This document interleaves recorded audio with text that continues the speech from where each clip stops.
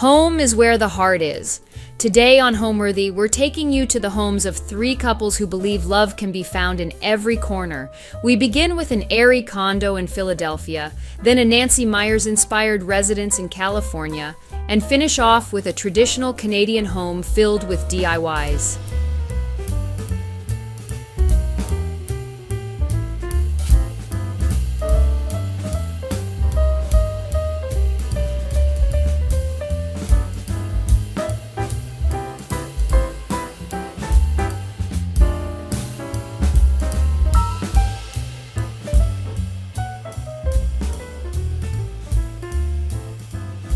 You're watching Homeworthy, where we believe every home has a story. Before today's episode, click the join button below to support all of the storytelling we do on this channel. Our growing community of members help to directly fund more videos so we can capture these extraordinary homes from around the world. So join today to receive early and exclusive access to new Homeworthy videos. Hey Homeworthy, I'm Najim. And I'm Chloe. We're live from Philadelphia. Welcome to our home and come on in.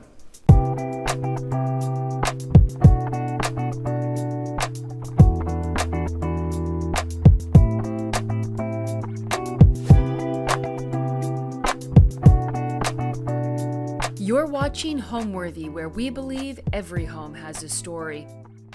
Hi, I'm Chloe Griffin, soon to be Chloe Lloyd. I am the CEO, founder, and lead stylist of my interior style and design business Soul, and we are located currently in Philadelphia, Pennsylvania.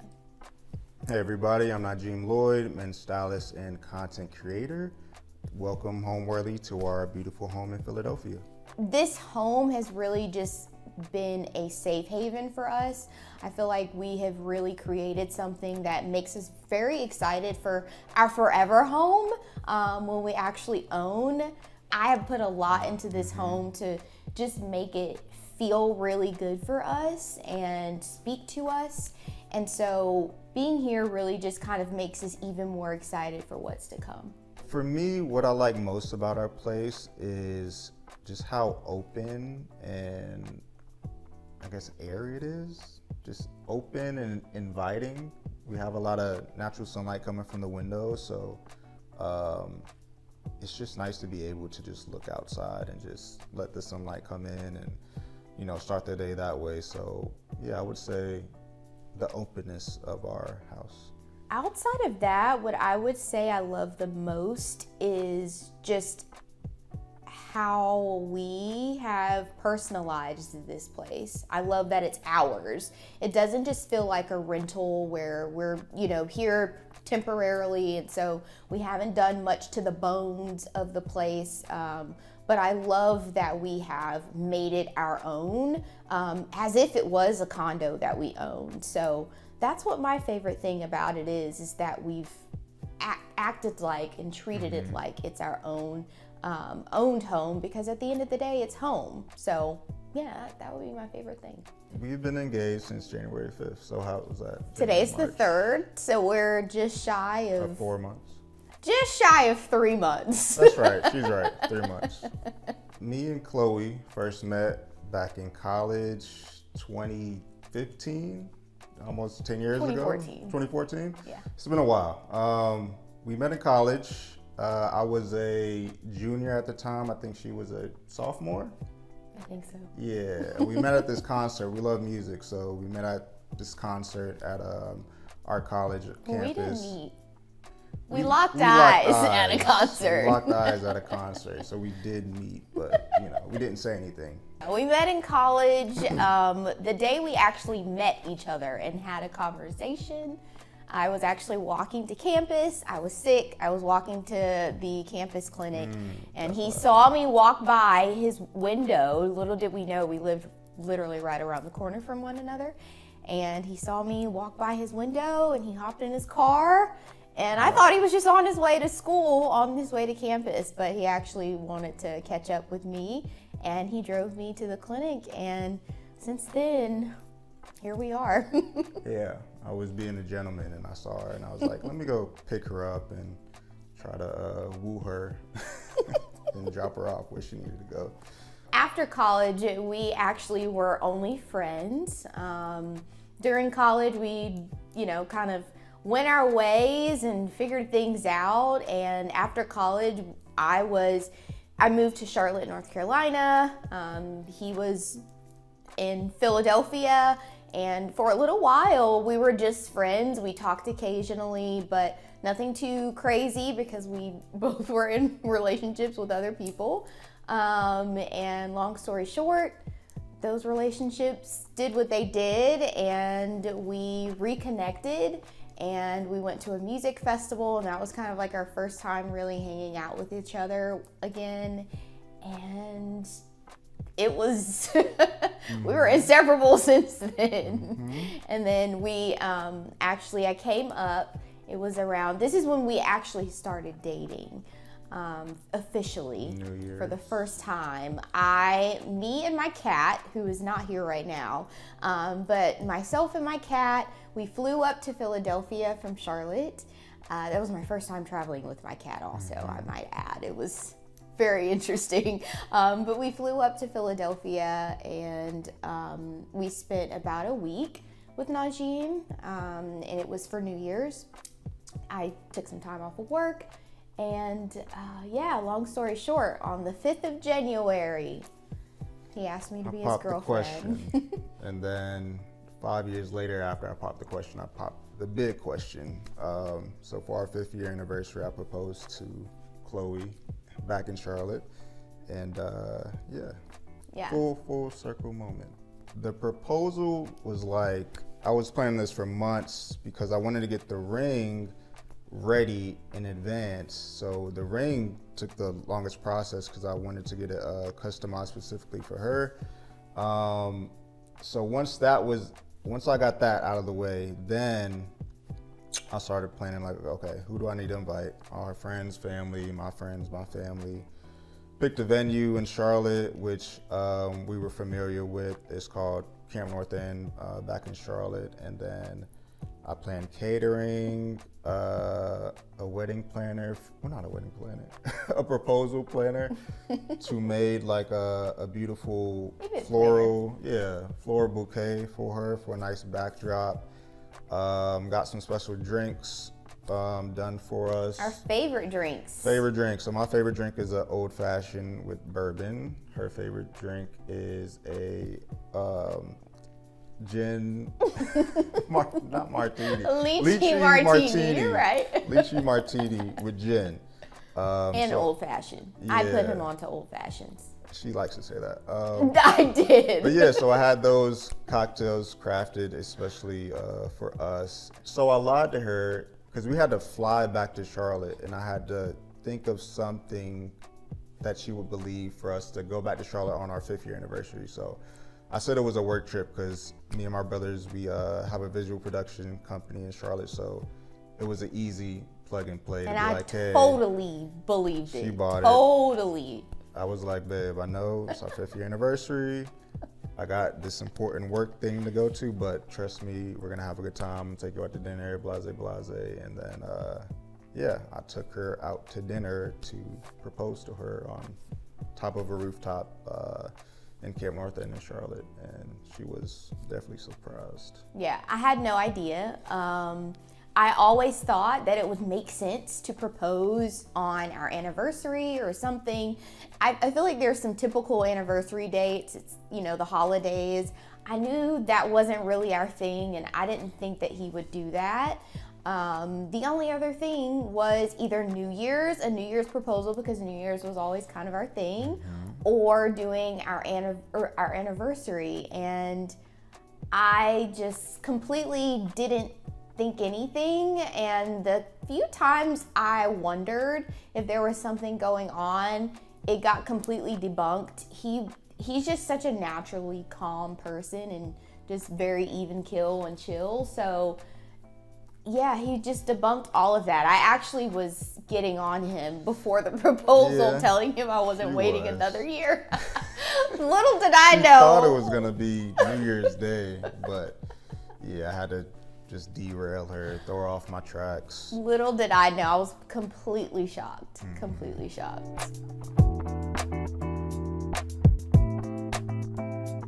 Welcome to our home. This is our entryway. Meet Chance. He's probably gonna be our shadow for the rest of the duration of this period of time. Say hi, Chance. Okay, hi. All right, so this is our entryway. I wanted it to be something where as soon as you walk in, you know that this home is gonna give you some style and personality. I didn't want it to be too blank. This entryway table here, I actually picked it up at Home Goods. It was a super great find, and it actually was gray. I did a little paint job on it just to change up the color. I liked the gray at first. It was nice and just kind of calm in here, but I did want to add a little bit of depth in here with all of the neutral tones. So I added the black here. Kelly Whistler is one of my favorite designers, but I really wanted to add her Synchronicity book.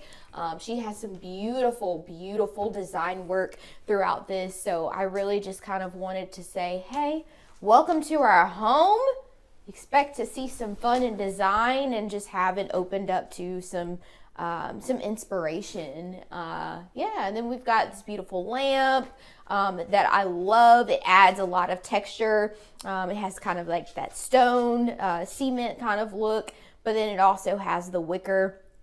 It was a really good find too. I got it from the Crate and Barrel outlet, so it was nice to get a little discount on it. I've got this super cool textured piece of art here that I really love and enjoy as well. I'm really digging gallery lighting for big pieces of artwork as well. So you gotta have the lighting. The lighting really just kind of opens up and complements the space. We've got, of course, a little vase here. I always try to kind of decorate in threes and triangulate things. It just looks the best. And then, of course, we've got some books as well under here. I don't crack these open too much, not these particular books, but the Living in Color book I actually cracked open often. These two ottomans here that I saved. One thing about me, I'm big on trying to utilize and repurpose what you already have. And these ottomans actually used to sit at the foot of the bed in our old bedroom years ago, and I've hung on to them and I found a better place for them suited under here. So this is their new home. We have the gorgeous big mirror, Anthropology vintage mirror. Sadly, this is the only place this mirror really can go in our home because it's so massive, but we love it. It's really nice when guests are walking out of the bathroom or when they get here, or even when we're headed out to just do a nice and final fit check, especially because all of my coats are in this hallway. And then we've got this beautiful runner that I got from Revival. I absolutely love it. I'm a fan of wool rugs, wool handmade rugs. They definitely shed a lot, so make sure you have a good vacuum cleaner. But yeah, I just wanted to add a wool rug that would be really complimentary. It'll be a runner long enough for this space, but also really complimentary to the colors that were utilized in the entryway. And then the plants, just letting you know that this is a plant home and we love plants here. So this gallery wall, I love gallery walls. I think every home should have one place where photos just kind of gather and tell different stories and are just a mess and this, blah. So I really love that I found this space. For the longest time, this wall was just taking up space and it had no rhyme, had no reason. And I finally got to a place where I could make it into a gallery wall, and I am absolutely obsessed with it. It's been definitely a fan favorite. This gallery wall, the heart of this gallery wall is actually behind here, if I can get it off. This is the heart of this gallery wall. I had to cover it up. I know we all know the struggle of these ugly electrical boxes. I found this amazing piece of artwork that would cover it up. It still kind of had this neutral forward. It has the textures, as you can see, but I needed to work around this piece. And I'm kind of a crazy person because I literally free-handed this collage wall, and if you know, you know. collage walls, you definitely want to go with an approach where you kind of plan it out. But I guess I've just been doing this for so long, and I don't know, I guess I got the magic touch. I was able to just freehand this and place it places where I thought it would look good, and it all came together so wonderfully. Got tons of picture frames from all different kinds of places. I mean, you name it, Home Goods, Anthropology, and then the propagation wall. Yeah, just added a little plant life to fill in the gaps because I ran out of picture frames. I had no more, and I needed to think quick. Again, utilizing and repurposing things that I already have. That's exactly what I did here. I had these actually originally in our bedroom, and I thought that they would make for better use in here. And so, yeah, I put them there. Did a great job, baby. We have pictures from our whole relationship. Way down here is Chance when he was, 2 years old maybe? We got Christmas, holiday Christmas pictures taken. Yeah, that was his first Christmas. First, I'd like to say, in picking out artwork for the entryway, I really wanted to highlight some Black art, as in like Black culture art. I knew I really wanted that in this space, but I also knew I needed it to be as affordable as possible because, yeah, have you seen this space? There's a lot of money that's gone into this space, and honestly, again, I just really needed something that was going to be more affordable. So I actually went on Etsy. I love going on Etsy to check out their digital print options, and I actually got a ton of these from Etsy digital prints. My favorite of the Etsy digital prints have to be these three here. So this one, and this one. These are all by William Johnson, and they're these beautiful kind of caricature images of Black couples dancing. When I look at them, I just picture that they're in a jazz club. Jazz is, if not my favorite, one of my favorite genres of music, and so when I look at these, I don't know, I get really warm and fuzzy inside, and I just really love these images. So I definitely wanted them to kind of peek out and be really bold in this space. Outside of the Etsy prints that I have here, I do have two other photos that I wanted to kind of hone in on. The first one is this one up here. This is actually one of only an original. My father actually drew this years ago. I mean, I think this picture is actually older than me, or as old as I am, and I'm 29, so it's in pretty good shape. But yeah, this is one of my father's drawings, and it just means a lot to me having it here. So I definitely wanted to give it a home, give it a place. This image here was taken by a photographer who actually used to be one of my residents when I worked in a leasing office. Lovejoy, and first of all, her last name is just absolutely beautiful. Lovejoy is just incredible. But she took this photo while on a cross-country trip, and I went to her art gallery kind of showing of all of these photos, and at that time in my life I was really looking for a lot of signs and things that just kind of pointed me into certain directions, and something about this photo just spoke to me when I went up to it. And every photo she provided some bit of a backstory to why she took that photo. This photo in particular, she just kind of talked about conquering fear. And that really resonated with me. Again, I was looking for direction to be led away from fear at that point in my life. And I mean, standing eye to eye with a wild buffalo, I mean, come on, that probably is a fearful situation. She was actually the very first photographer that ever shot my first home when I did interior styling. She reached out. She really admired my space and said, hey, I really want to shoot your space. So shout out to you. Shout out to you, Tony. Like, this is, I've just kept it. And so she's remained following me through the years. And she noticed that I put this on the gallery wall, and she just was really honored. So yeah, I just wanted to touch on that. I know it was a long story, but. My professional journey started in the fashion industry. I started off as a men's stylist for Urban Outfitters.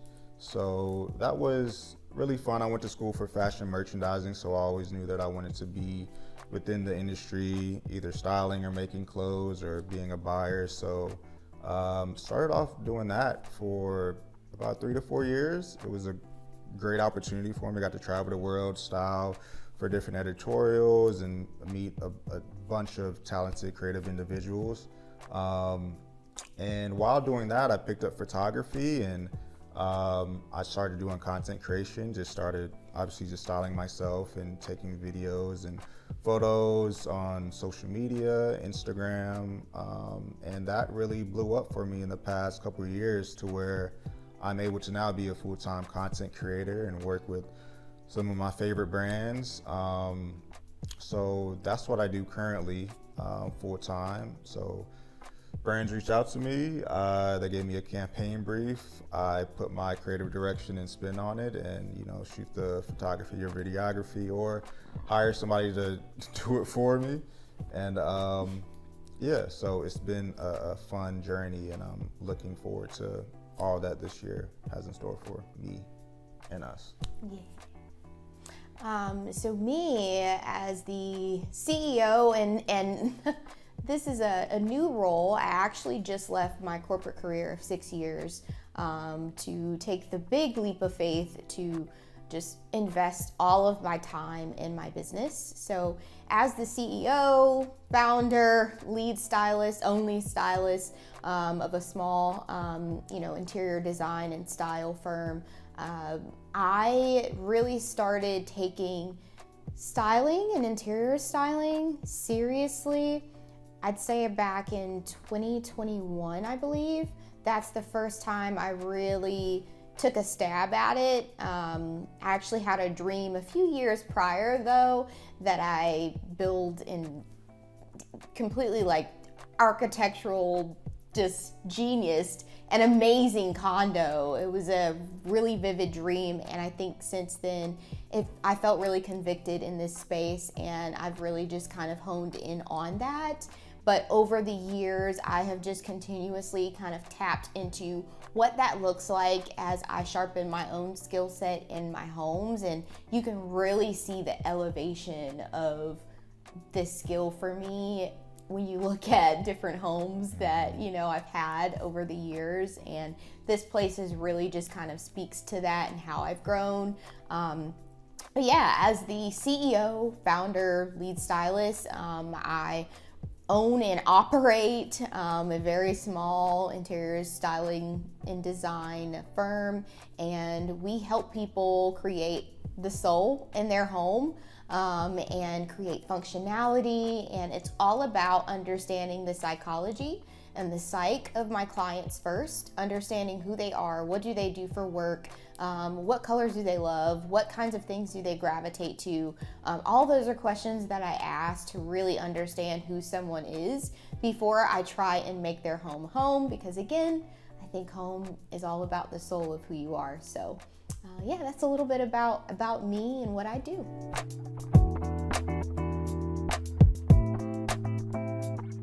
So right off of our entryway, we are greeted by an open concept kitchen, dining room, and living room.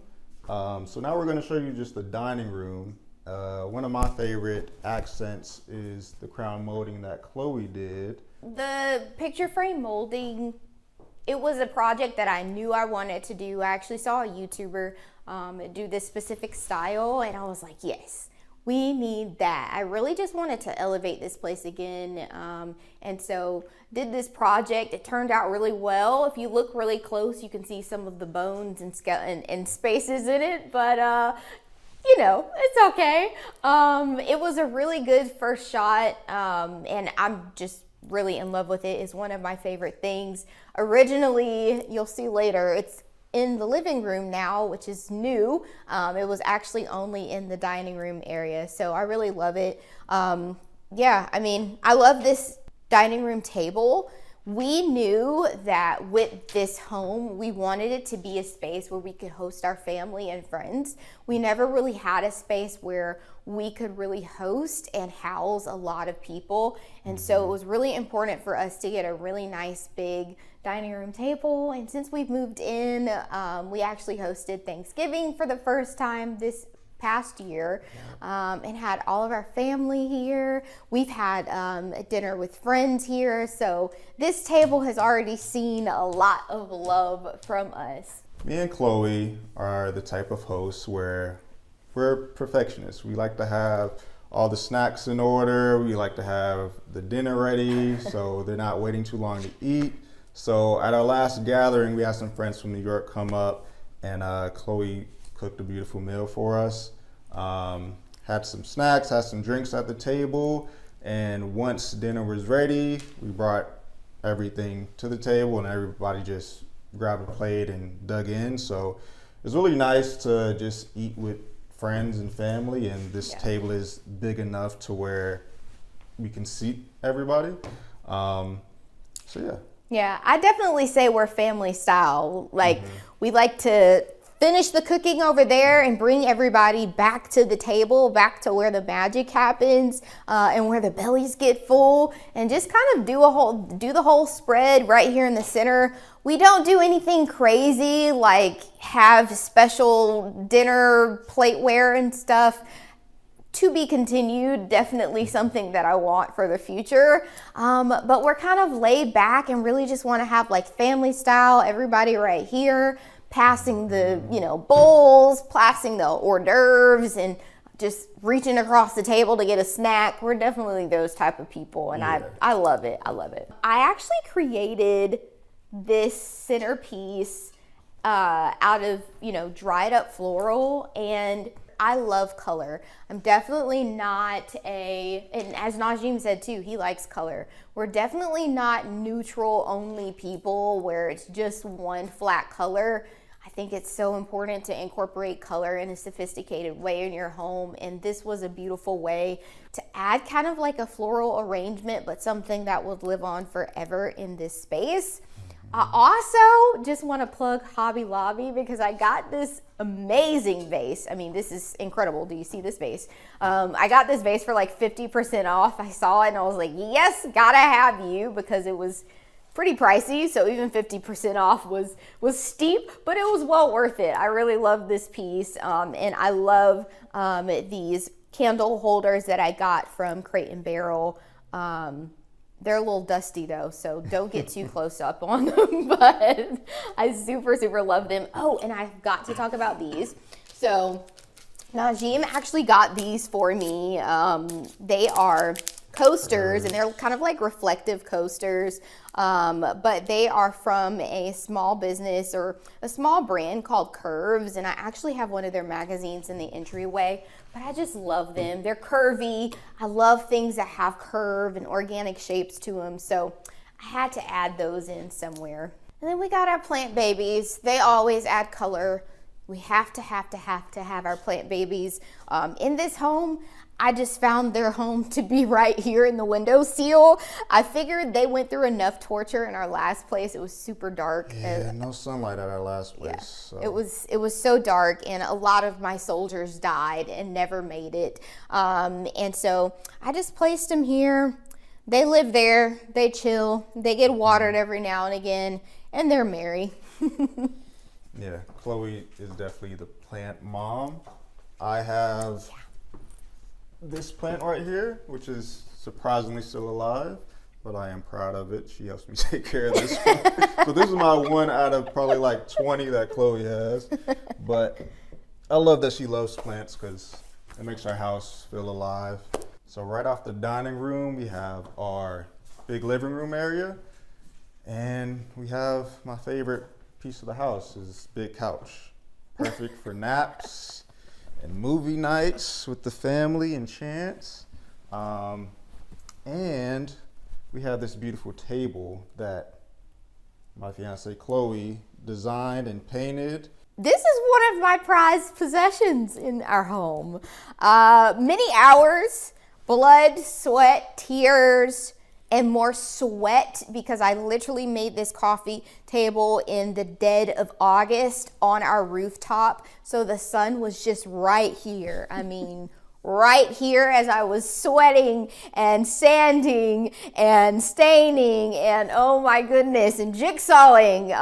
So yeah, I made this coffee table. This is actually my first piece of furniture I've ever made. Long story short, I definitely do want to get into building my own textiles and furniture later on in the future. So this was really a nice way to get my feet wet in this space, and I utilized a couple of methods that I researched online. I loved the sphere-based coffee tables, but they were not at a price tag I loved, unfortunately.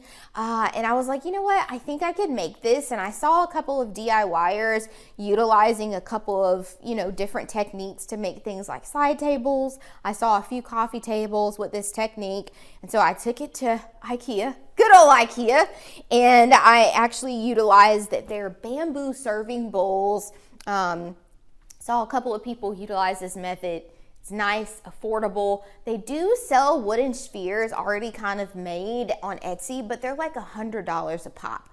No bueno. So I went to IKEA, got my little decorating bowls, got to gluing them together, and yeah, created this base. Long story short, utilized a jigsaw for the first time and created the tabletop. And there you have it, this beautiful DIY coffee table that I'll probably cherish forever and keep. And she actually started this at our old apartment with the spheres, and she finished it when we got here because we knew we wanted a new dining room table, living room table, sorry, but we didn't want to pay the price tag. So luckily, she just created this masterpiece. Yeah. And again, just kind of loving the organic shapes and curves and stuff. I definitely knew that I wanted to add some shapery in here, which kind of brings me to our floor lamp over here that I love. I'm obsessed with it. We actually got it from Urban Outfitters. Can you imagine? They've actually got some pretty decent home stuff, especially their lighting. Chef's kiss. But yeah, again, just kind of adding in some curves.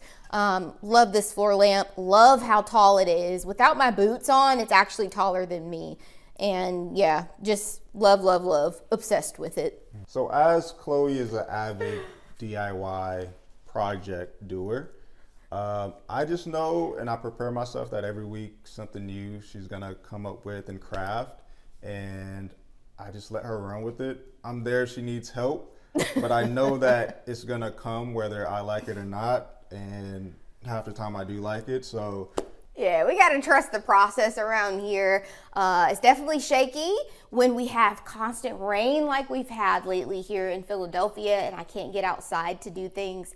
I really have to utilize that beautiful dining table that we have. It's nice and long, good for eating and family and friend gatherings. Also really good to be my workspace in my wood workshop. So a lot of the times during my DIY projects, unfortunately, our common area really suffers and my tools are everywhere, and we both kind of like things to be in order. So during those times we have to, fight through the pain because we know what the finished product's going to be. And another one of those is the picture frame molding that we did also in here in the living room. I loved it so much in the dining room. And again, this wall is just so big.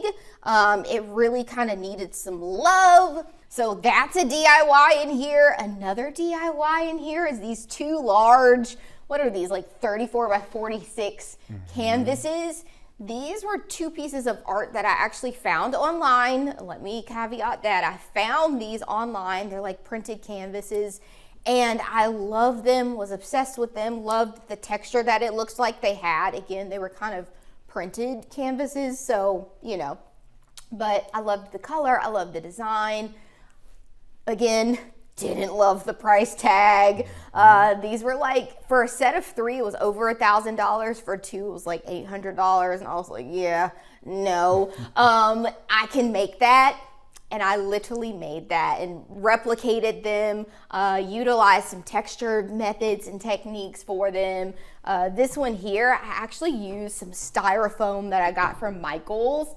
and utilize some dry deck spackle to go over it to create that textured look, but also because styrofoam is pretty porous and the paint probably would have probably seeped through. So I wanted to create kind of like a 3D texture situation. Definitely had to frame them as well. And then I have that one over there. So yeah, just more DIY love. We love DIYs over here and saving a little buck. Yeah, we definitely like the nicer things, but as this is nice, it is cost efficient too. So we like to ball on a budget with our items for sure. When the things that we can ball on a budget, the things you should always invest in are a good bed, a good couch, good dining room table. Yeah. But you can make that too if you wanted to. You could. You could. Oh, I could. Yeah, I'm saying. Yeah, I could. Not everybody. I wouldn't recommend everyone make their dining table. So we got this rug from Revival, and it's lovely. Chloe picked it out. Chance loves it. I love it. You can tell how much Chance loves it and where he sits, because where he usually walks and lays, it's dirtier right there. It's a wool rug, so like every time you vacuum, just everything just comes up off of it. But it's a super awesome rug. We knew we needed an area rug that would really fill the space. Our couch, while I love our couch, while Najim loves it, it's his favorite thing about the house. It's massive, it's white, so it gets dirty and dingy really quickly. But again, it's massive. We needed a massive area rug, but I knew it needed to be an area rug that was very specific to the space and would complement it well.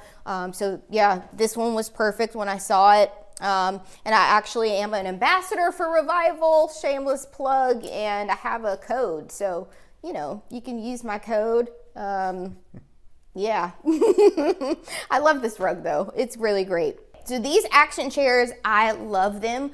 I actually was eyeing a different set of accent chairs originally, and they were gonna be kind of like a lower profile chair, still around the same color scheme. But then I walked into HomeSense one day, which it was actually my first time in a HomeSense. I've never been in a HomeSense.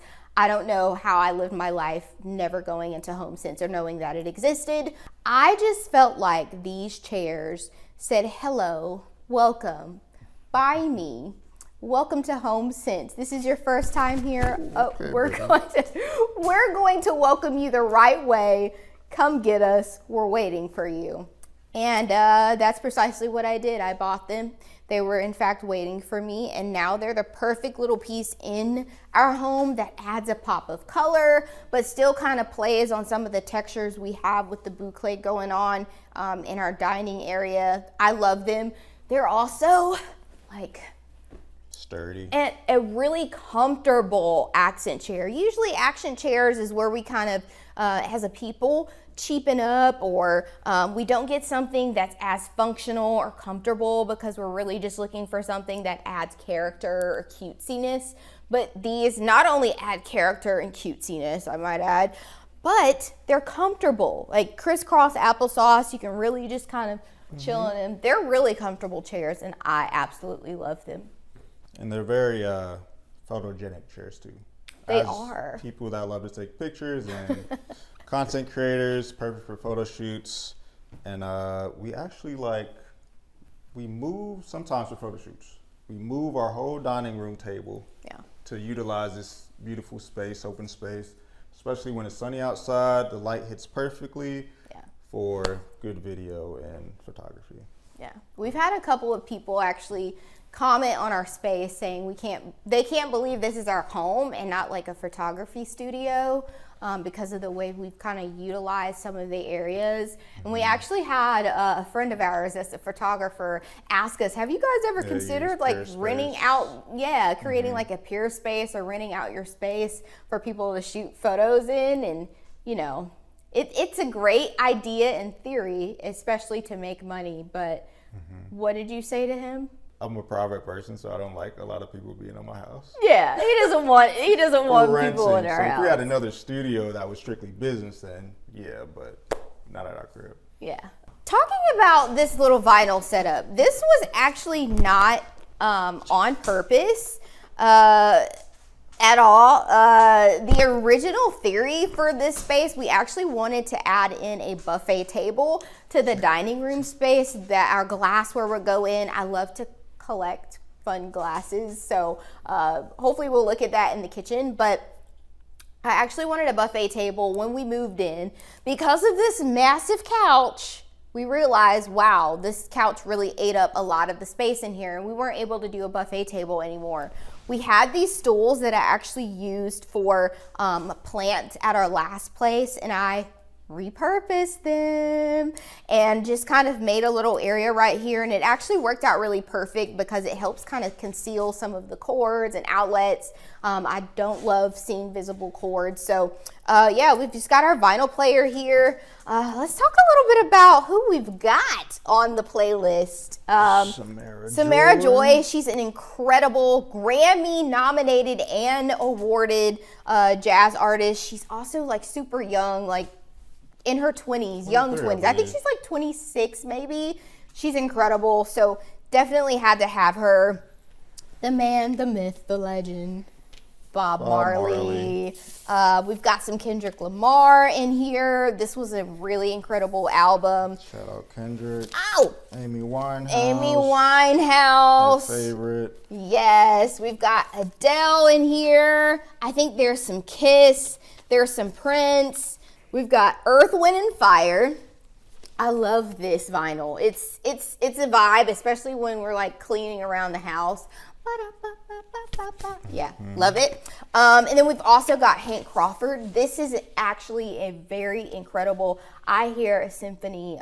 This is a really incredible piece of work, so I love it. We've got some Ray Charles in here. We're not vinyl connoisseurs, so we just kind of enjoy the aesthetic and the vibes of playing a vinyl, but had no idea that you're not supposed to lay vinyls flat. So if you're watching this and didn't know, you're not supposed to lay them flat, and they are supposed to be laid upright. I'm just going to bring Samara back to the front because, again, it's all about how we bring out the colors, and Samara's album cover really just kind of complements the space. Always bringing it back to the style in here. So last thing that we want to talk about in the living room that we absolutely love, that adds character, it has so much charisma into the space, is this beautiful ceiling medallion. I've really been obsessed with ceiling medallions. I'm really happy they're starting to kind of come back. I love just the colonial crown moldings and detailed moldings look in homes. And when we have a home, I definitely want to have spaces that just really give that character, but definitely wanted to just take a moment for the ceiling medallion because I absolutely love it. So we are in a small boutique building, and our home was actually originally, all of the homes in this building, they were actually originally going to be condos for sale. So this was supposed to be a for sale, to own condo. And I think just because of the market, the state of the economy, they kind of switched to a renter strategy here and created a kind of a multifamily dynamic. And so we were having not the best luck finding a new place. And we just so happened to have toured this place and came back to it, revisited it when another option fell through. And we just decided this was really going to be a really great space for us that offered everything that we were looking for. So in designing and approaching kind of the design, or the style, I should say, of this particular condo / apartment, with the blue kitchen, I actually did not love the blue kitchen, just because it's blue, right? And so when you're working with a color like a blue and it's in an open area space, you kind of have to be mindful of how that color contrasts with everything else. And so with this unit, I really wanted to mix textures. Textures was big for me. I wanted to see all kinds of different textures in here. I wanted to see some leather, some boucle that you see, mixed wood, mixed metals. So that was really important to me. I knew I wanted a more neutral color scheme as well for us. I actually had a super colorful and bright home the first time I really got into my style, element. And so I know I wanted to go something a little bit more muted and natural and just let the artwork and let the textures and let the skill really kind of speak for itself in the details. So I don't know what I would call this place other than What would you call it, baby? I don't know. It's just our little sanctuary. I don't necessarily think that this is necessarily modern or mid-century modern, but maybe it's just a twist. I love like British colonial, so you see the frames and I don't know. It's just a little bit of everything that I love. You gotta make up like 2 words for the style of the house. What would you call it? Soul's Dominion. Soul's Dominion? Yeah. Okay. It does have a lot of soul in there. It's fine. It's just a soul, just a soulful, I don't know, just a soulful place.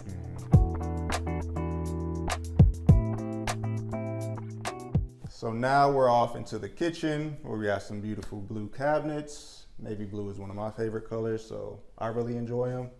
And I love the lights that we have under here and the pops of greenery that Chloe added to the space as well. We have a runner that was previously over here, but now it's in here. And I told Chloe that I love it in the kitchen area because it just makes it feel cozy, makes me feel like I want to cook something, chef something up. So yeah, I love the open concept of the kitchen and the island and the fact that we're able to cook and watch TV if we want to, and everything is like, we can see everything from this view. The kitchen is where all the meals are made. I definitely like to keep my kitchen counters a little bit more minimal. Even this is kind of more than what I love to have on the counters. But yeah, I mean, it's a kitchen, you got to make it functional for what you need. I really want to shout out Material. They've got amazing, amazing cutlery and knives. I absolutely love them. So yeah, shout out to them. Definitely wanted to shamelessly plug that. But yeah, I mean, it's a kitchen. We've got the Nespresso, we've got a toaster oven, we've got these cookbooks here that I plan on actually opening and following some of the recipes now as well. But yeah, the blue, I wasn't in love with the blue. There was another 3-bedroom unit that's in this building that had a neutral cabinetry, and I loved it a lot more just because the blue is kind of like blue is just kind of there. But that's kind of why I approached the gallery wall the way that I did as well. I love color, and so I wanted to find a way to really add in color. So I made sure I added and incorporated a lot of photos with blue in it as well as here, just to kind of make this space feel like it didn't just land here and it had some rhyme or reason.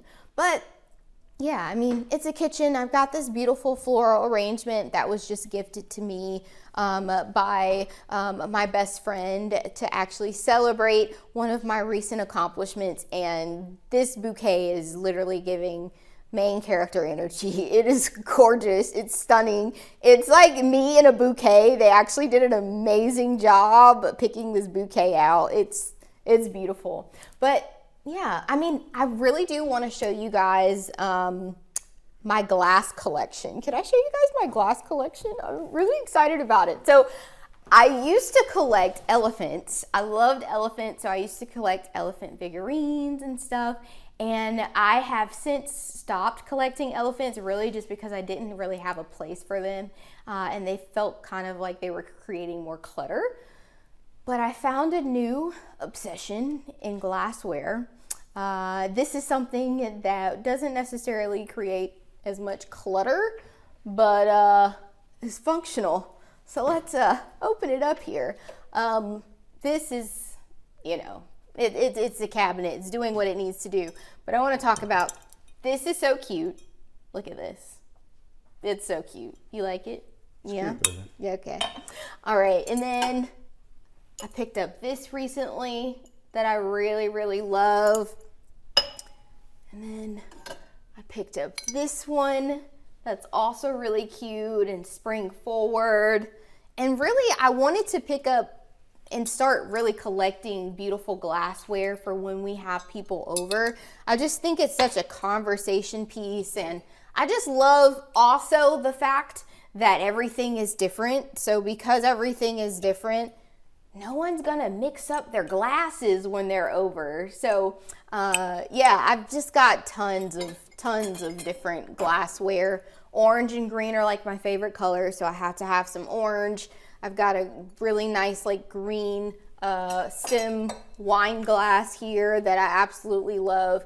And I did want to just touch on this one really quickly. I actually have a friend who recently started a candle company, and it's really just kind of a wellness company, I should say. It's going to venture out into more than just candles, and this was actually the vessel of one of the candles. The candles smell amazing. It's called Hey Me First, and yeah, the candles are amazing. There's 2 scents currently. I think they're testing a third one. But what I love about it is it has a sustainability piece to it, which is also kind of why I love DIYs as well. I try to not over consume in ways where I can kind of create things myself. So this was the vessel that the candle was in. Once you're done burning the candle, it acts as glassware too, and it's stunning. The other one was orange, but someone threw it away on accident, so we won't talk about that. I am special. We'll say that. I am special, and when I have a vision in my head, I have to see it through, even if it's literally insanity. And we had recently did some traveling before today, and so I couldn't really prepare anything before then. I started everything Friday. DIYs, so we were up until 7:30 this morning and literally got like an hour of sleep finishing all the projects that I put on my plate. Lesson learned to not bite off more than I can chew, but I was really determined to get a few things updated in the space that I've been wanting to do before today. So that molding that's in the living room was done yesterday. This bench is a DIY bench. It was also done yesterday / early this morning at like 5:30 in the morning, before we went to bed, mind you. But yeah, this DIY bench here, it has the nice fluted base here, and the nice, pine wood tabletop. So just wanted to highlight and shout out that. So we both chef it up from time to time. Last night I literally just made spaghetti, which is one of my favorite dishes to make. But I'd say, what, it's 75-25? I think she does 75% of the cooking, I do 25. But we both do a I'm good the job. chef though. He creates the basics. I do the recipes. She does the recipes. I stick to what I know, which is spaghetti, hibachi, breakfast. But anything with like a meat, rice, and a veggie, I can just whip it up, But she does a good job at actually researching the recipes. As you can see, she has the recipe book, so she keeps us fed nicely. One of my favorite dishes that Chloe makes for me is one of my favorite dishes, period, which is steak. So a couple years ago, I think on our anniversary, one of our anniversaries, she cooked me a steak for the first time. I think it was our 3-year. 3 years. She cooked me a steak for the first time, and I was blown away because I'm very particular about my steaks. But we went to the butcher shop, got a New York strip. She seasoned it, ordered it good. And mind you, what? When I cooked this steak, I hadn't eaten red meat since I was maybe in middle school. Yeah. So she was didn't even eat steak at all. It, not even my taste. She was just like whipping it up based on how she felt, and it was really good. So I think it was steak, asparagus, and potatoes. Yeah, probably like mashed potatoes or something. I don't know. Yeah. That's my favorite dish that she makes. I am really lucky to have a man that cooks and can be in the kitchen if he needs to be. I love that. And you know what? I think it's time for a little story. What story? When we first pursued each other back in college, what locked me in, even before, like, okay, he's handsome, he's driven, etc. I liked all those things, right? They were cool. But our first time when I spent the night at his home, he cooked me breakfast. And as a girl in college, she wasn't used no to one ever cooked me breakfast before. To me, the bar was kind of low, but that breakfast was really good. Yeah. I think you cooked me like eggs and turkey bacon. Yeah, perfect breakfast. Yeah, it was so good. It was so good. That wooed her over too. It did. Simple breakfast, aside from being a great gentleman like myself. So when did I know Chloe was the one? It's funny because me and one of my friends he asked me that question, and I said when I first asked her to be my girlfriend, which is not strange, but it's like, for me, commitment is big. So if I'm asking for, to be in a committed relationship, I'm looking for that person to be like my forever. And it wasn't a matter of like yes or no, it was just a matter of like when the time is right and when we would be ready. So I knew that Chloe was the one ever since I asked her to be my girlfriend. I knew that he was someone that I wanted to pursue when I first laid eyes on him, for sure. I had seen him around campus, and I always liked his demeanor. There was just something about him that had me intrigued. We always knew of each other, and the times we did lock eyes, it was like, okay, this is intense. But then once we started to actually know each other, it just felt like someone very familiar, right? Like, it just felt like we were just good friends at the end of the day. And I think that's why we were able to keep in touch after kind of spreading and going our separate ways in college. I think that's why we were able to still remain friends, because at the end of the day, that's what we really had, was a friendship, a true, honest, genuine friendship. I just knew that I wanted him to be my boyfriend, because I was like, well, I'm visiting here almost every 2 weeks. What are we doing? And so, I mean, I think I've known for a long time that Najim was someone that was brought into my life for a reason. And year after year, it's just been continuous examples of why he's been brought into my life and how I have been able to grow from having him into my life, and how he's created a different emotional home for me as well. That's been just really, really good. So I'm super thankful, and he's the one. I'm the one. Forever one. You are too, baby. Thanks. Your hands are cold.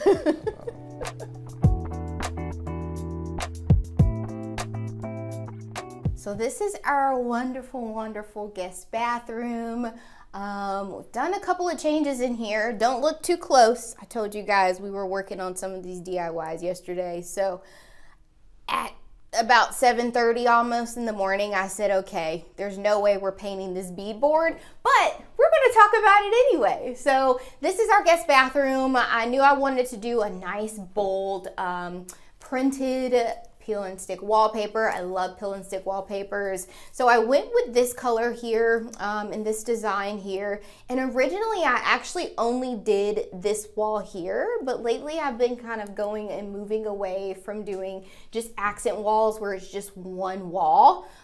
So we extended the wallpaper throughout the entire bathroom, which you'll see here in a little bit. I added and changed up this vanity mirror that was in here. And then this was a project. I added beadboard in here. Again, don't look too close. It's not painted yet, so you can see some of the spackle and all of the things, but I did it renter friendly. And get this. This is like the craziest part of it. doing it renter friendly, obviously you need something that's going to be easy to remove, right? And the one renter friendly option that I saw utilize the Velcro kind of situations. I didn't want to do the Velcro because they're not flush, and I knew I wanted this to look flush on the wall. Can you guys guess what I used to stick this up? Scrapbook double adhesive tape. And it worked. It's not going anywhere. It's the thinnest piece of tape too. And I actually used it for the dining room molding project as well. That is being held up by Scrapbook double-sided tape. So that is what we're using in here for everything. Can't believe it. This project was a beast. I think I cried, not physically, but like mentally several times. It was definitely a learning curve, but I'm really proud of it. I think it really just kind of enhances the space. I really wanted our guest bathroom to be a place that, again, just felt cohesive with the space, but also had its own moment. Every area kind of talks and speaks a different language. So I love it. It's going to be a space that continues to evolve as well. And I do want to shout out, this I loved. Although I wasn't sold on the blue cabinetry in our kitchen, I was sold on this blue tile backsplash and tiling that is in all of our showers. It's absolutely beautiful. This color is stunning. I added the gold and kind of like maroon colored accents in here, and I'm thinking if I don't paint this white, the beadboard that is, if I don't paint the beadboard white, I've actually thought about doing the maroon color, like a deep, really pretty maroon, rich color for the beadboard to complement the back tile splash. So you guys will have to stay connected with me to see what I end up doing. But that's our guest bathroom. And now we're head over, and Najim's gonna talk a little bit about our master bedroom.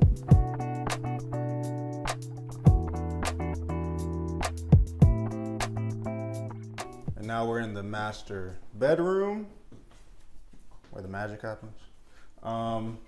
So Sleep magic. right now we have the beautiful king bed.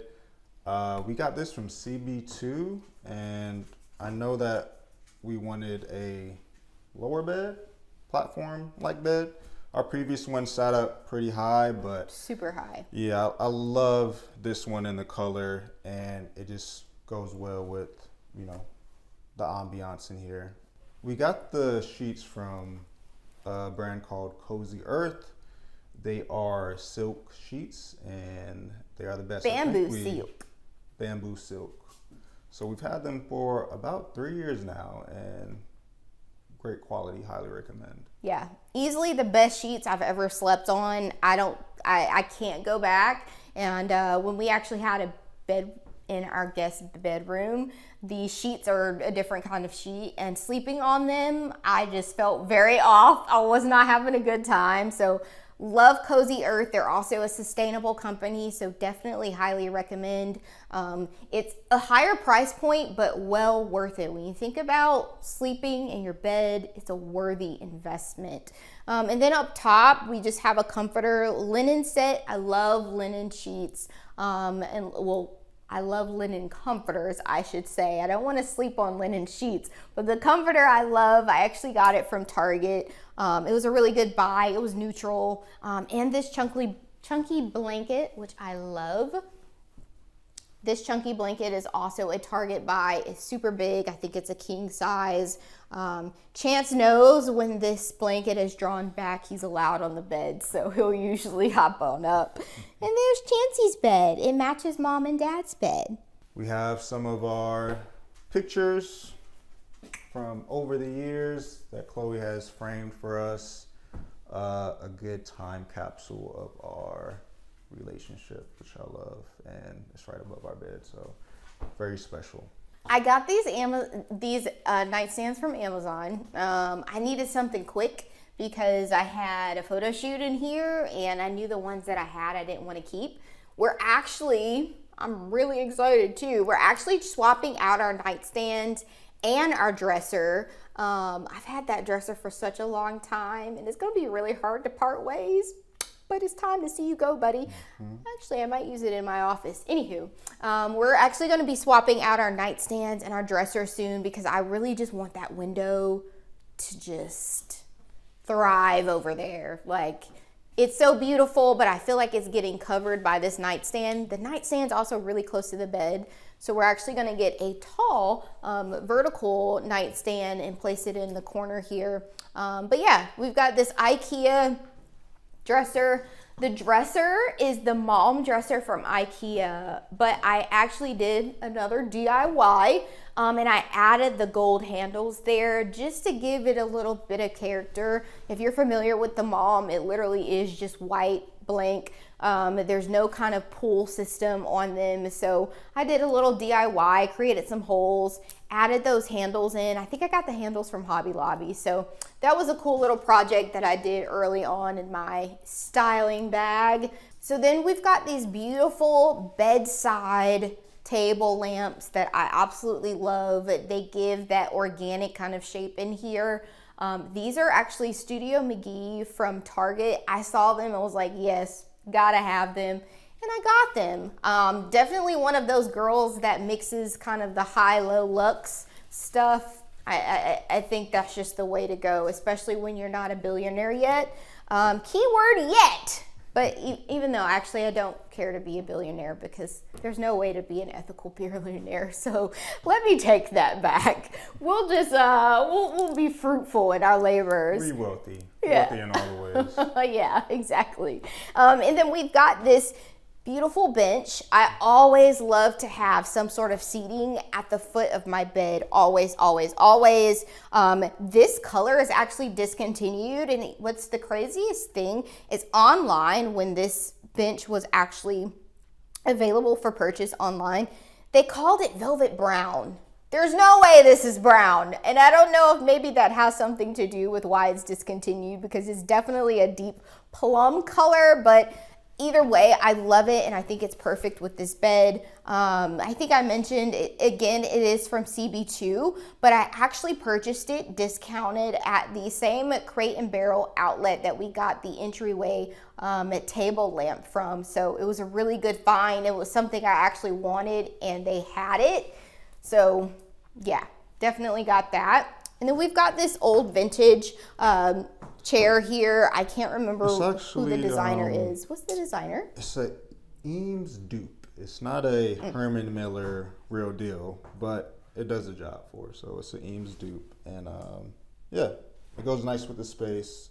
And I think you just randomly just plopped it here one day. I did. Since you had the pictures here, and it fits the vibe. And luckily, this space is kind of big enough to where you can maneuver some things around and different placements, and there's still some stuff I know we want to do with it.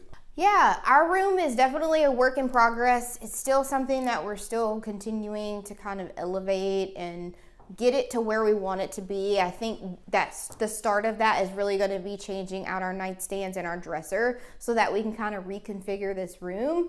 But of course, we've got our plant babies. The craziest thing is this plant here, I randomly saw it at a plant shop here in Philly, and I loved it, and it has grown so much since getting it. It was like down here before, and now it's just sprouting up, and it has this upright position, and it's slowly but surely actually becoming my favorite plant in the house. So I absolutely love it. It has found its home here. This has gone through some things.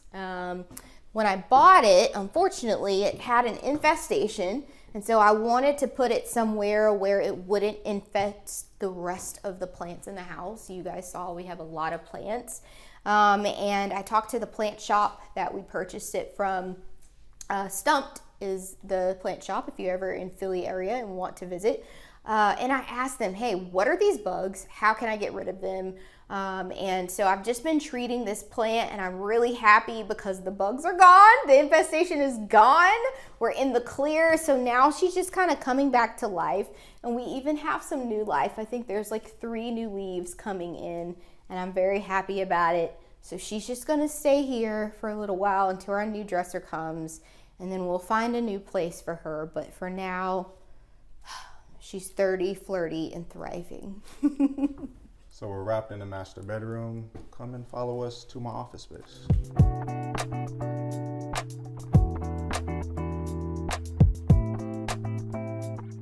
So this is my office space where I get all my creative inspiration from. I really wanted to make this space functional and something that I could be happy in every day, especially while I'm working on a computer. Like I said, I'm a men's stylist and content creator, so I love to showcase all of my clothes.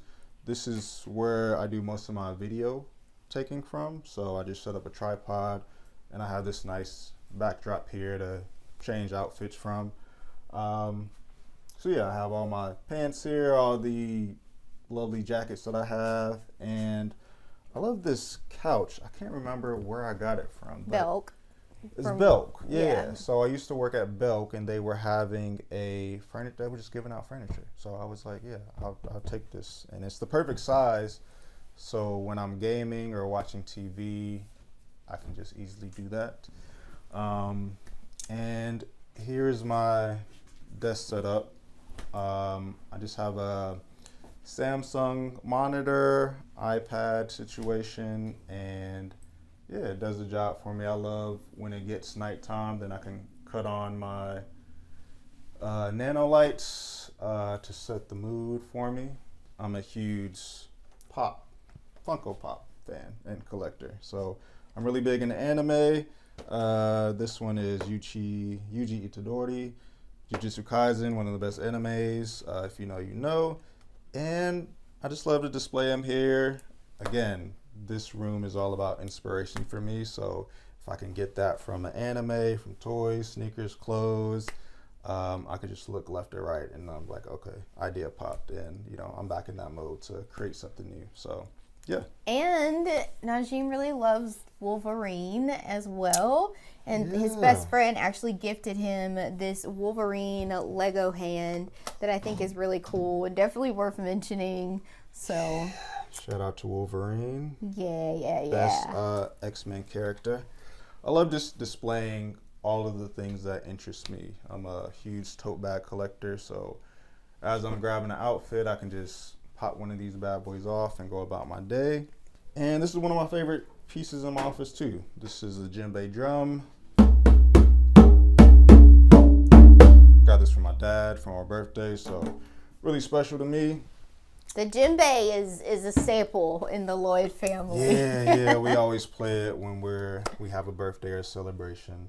So yeah, that's my quick office tour, but this is my place of refuge, just to, you know, do some work, hang out, think of new ideas, shoot content. So I'm really grateful to have a space like this.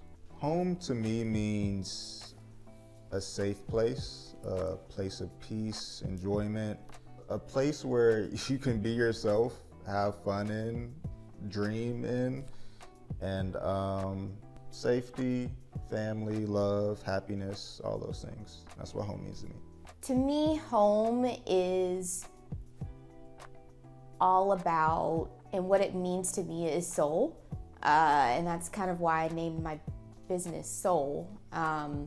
Our home should be a reflection of the innermost details of who we are. It speaks to the things that we love, what makes something functional. I think it's all about kind of our psyche, and you can learn a lot from someone by their home. So to me, it's just understanding the soul of whoever is living in the dwelling. So that's what home means to me. It's just whatever your soul speaks to.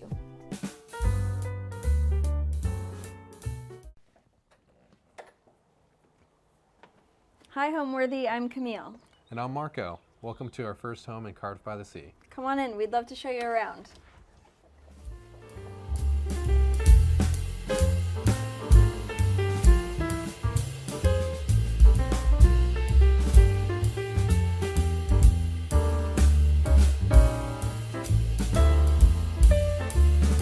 You're watching Homeworthy, where we believe every home has a story. Hi, my name is Marco Meza-Ruiz. I'm a real estate developer. I'm the founder of my own development company called Meza-Ruiz, and I'm also work with Camille in our interior design firm called Camille Alexandra Interiors.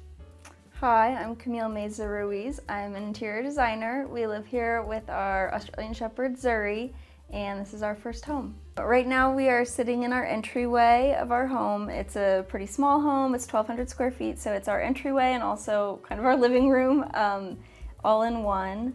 So a little bit about our home. We live in a 1,200 square foot home, townhome here in Cardiff by the Sea.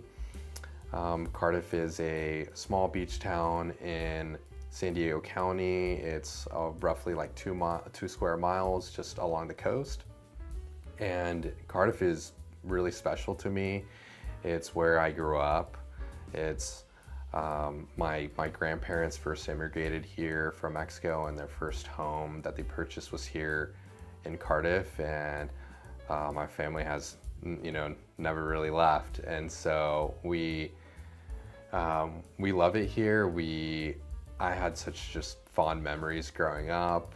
Like I said, a lot of my family grew up here. My mom's one of 6 and my dad's one of 10, and I have like over 50 cousins, and a lot of them lived here and to this day still live here. We have cousins and aunts and uncles that live walking distance from here still. So when we were looking at buying a home, those things really matter to us. Our family really is important to us, and we're trying to figure out where to start kind of planting roots. And I shared some of my stories with Camille of growing up, and we just loved it, and we tried to buy a home here. And so 7 years ago we purchased this home.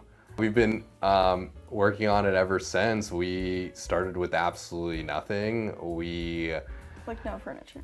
Yeah, basically no furniture, no nothing. We saved up as much money as we could and put it all on our down payment, and then had to start over. And we had like no furniture because we were living with our parents, and before then we were in college. So we literally had no dining table, no sofa, no bed even. So our first nights here, we had a fold-up table that I borrowed from my parents, a couple fold-up chairs that we threw in the living room, no TV, and I brought my air mattress. And so we slept on an air mattress for a few days and ate takeout, and yeah, started with nothing. But over 7 years we've saved and budgeted well and planned out this home, and I think we've done a great job. Camille's been fantastic in the design and leading all that creative, and I helped execute it and put it together. So Marco and I have been together for over 10 years now. We both went to USC for college, and so that's where we met. We met at a fraternity invite for his fraternity, so super classic college story. So I needed a date, and I asked one of my friends if she had any friends that would be interested in going to invite with me, and so she asked Camille if she was interested in going, and she said yeah. Yeah, it was one of my best friends, Yasmin, who also knew Marco, but I didn't know Marco. I had never met Marco before. And so Yasmin was going to the invite, and so she asked if I wanted to go as well with Marco, and I said sure. So we got ready, and then we went over to Marco's fraternity, and that's where I met Marco for the first time. We met for the first time in the hallway of my fraternity, and so I think it's a really funny and kind of cute story because we were all dressed up nice. I was in a suit and tie, and she was in a beautiful dress, and we were just in my fraternity hallway, and it was just like reeked of beer, and there was just beer cans everywhere on the floor and loud music playing. But I thought it was just really cute, and I just never knew that I was just looking at who would be my future wife for and we'd be together for 10 years and she'd be my future wife. So I think that's awesome. So we got engaged when we were on a trip in Spain in 2019, which was great and fantastic. But then it quickly turned into 2020, which was COVID. And so we were just in the beginning of planning our wedding when COVID kind of happened. And so we were trying to decide if we wanted to kind of wait it out and have a wedding, or if we, just wanted to do something small.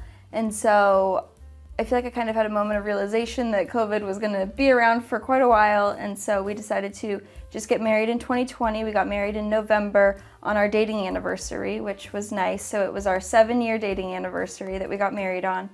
And so since it was so small, we just had immediate family. There were 15 people total. And because of that, we were able to have the wedding at my dream venue, San Ysidro Ranch, which was awesome and so beautiful. I had a lot of different ideas of how to propose to Camille. I knew I wanted to do it abroad. We love to travel. We've been traveling together since we graduated, every year to a new country we haven't been to. And so I knew I wanted to do something like that. We were in Spain in 2019, in the fall of 2019. And I had a bunch of ideas of where I could possibly do it, but I didn't really have one set in stone. And so I kind of just felt it. And we were just walking in Madrid one day, and we decided to get some like charcuterie and cheese and have a picnic in Retiro Park in Madrid. And I just kind of had a feeling I might do it then. And so we walked over to this park and we just had wine and charcuterie because Camille loves that. And so I just proposed there. It was beautiful. It was in fall, and the leaves were turning different colors and falling. And yeah, I just fumbled my way through it. and she said yes, and yeah, it was perfect for me.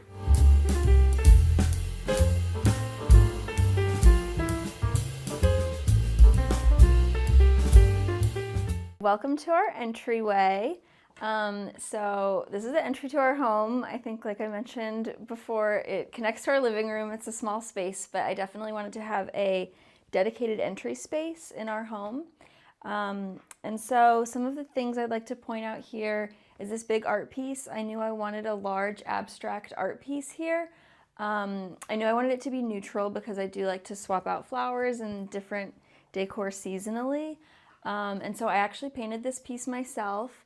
My mom's an artist, so I'm really fortunate that original art is something I've grown up with. And so when I knew I wanted a really large piece here, I decided to give it a try. And so I bought the big canvas and I painted it this neutral beige color.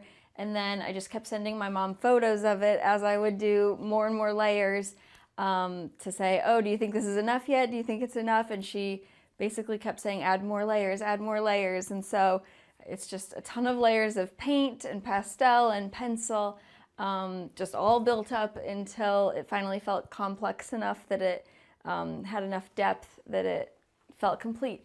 And so I got the frame for it, and then we hung it up, and it's been here ever since. So I really love that piece. Other things in this entryway, this lamp here is one of my favorite finds. There's a consignment store about 5 minutes from here called Consignment Classics that I go to all the time. And this is probably my best find ever at Consignment Classics. It's an alabaster lamp. It's super heavy, and I got it for $60, I think. And the shade was horrible, so I threw that away and got this new shade for it that I think is so cute and unique. So yeah, that was a great find. Also, I mean, I love putting fresh flowers here. Like I said, I change them out seasonally. These I got at a Carlsbad flower market, which just has a ton of different flowers you can choose from. So that's always fun to swap things out there. And then another thing that I did is I really liked hanging these market baskets over here by the front door. We went on a trip to Provence a couple of years ago, and I just kept seeing market bags everywhere in Provence, and then I would see photos of homes in Provence that had just tons of market bags and baskets all by the door. And I thought that it looked so beautiful, but it was also so practical. You can just grab one and head down to the farmer's market, or we like to take them to the beach. So that's something I did that I think looks really beautiful, but it's also super practical. My favorite part of this entry is definitely Zuri's little dog bed. We like are obsessed with Zuri.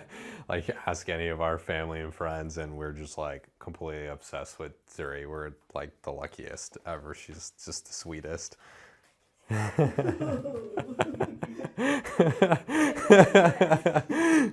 So I love it, and Zuri obviously loves it. She's always, hanging out there, and it's like her little like domain. She's got a domain in every single room in the house. She's got a bed. I also really love this seascape here.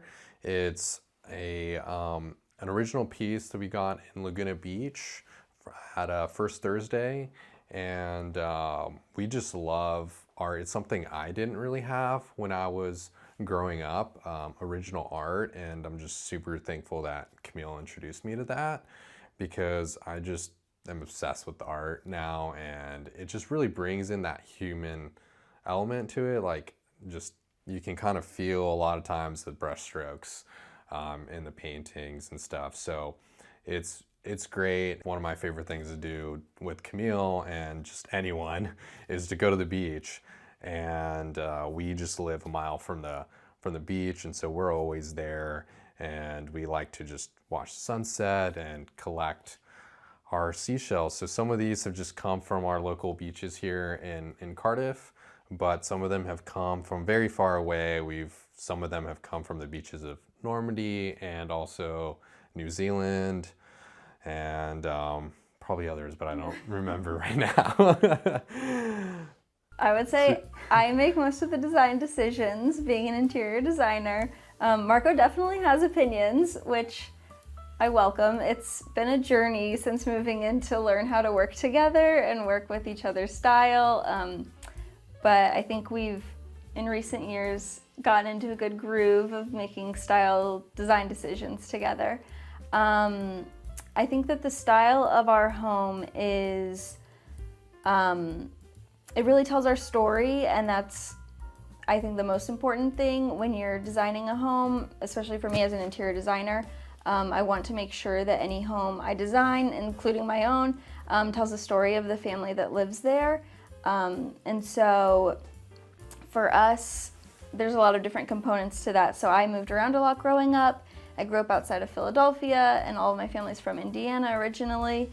And then I moved to the West Coast when I was in high school. And so I think throughout the home you can see little elements from all of those different places, which I really like, and it makes it really unique to us.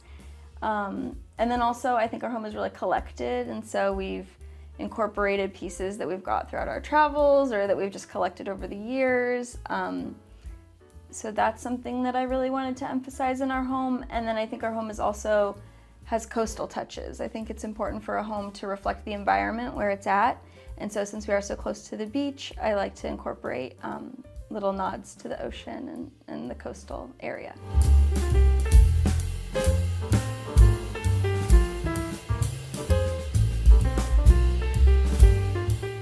And right off our entryway is our living room. When we moved in here, one of the challenges with this space is that there's not a ton of natural light on our first floor here. And so a lot of the renovations and things that we've done have all been with the goal to make it as light and bright as possible. And so when we moved in, this built-in was here, which I loved. It was one of my favorite things about the home. But it was a really orangey colored wood.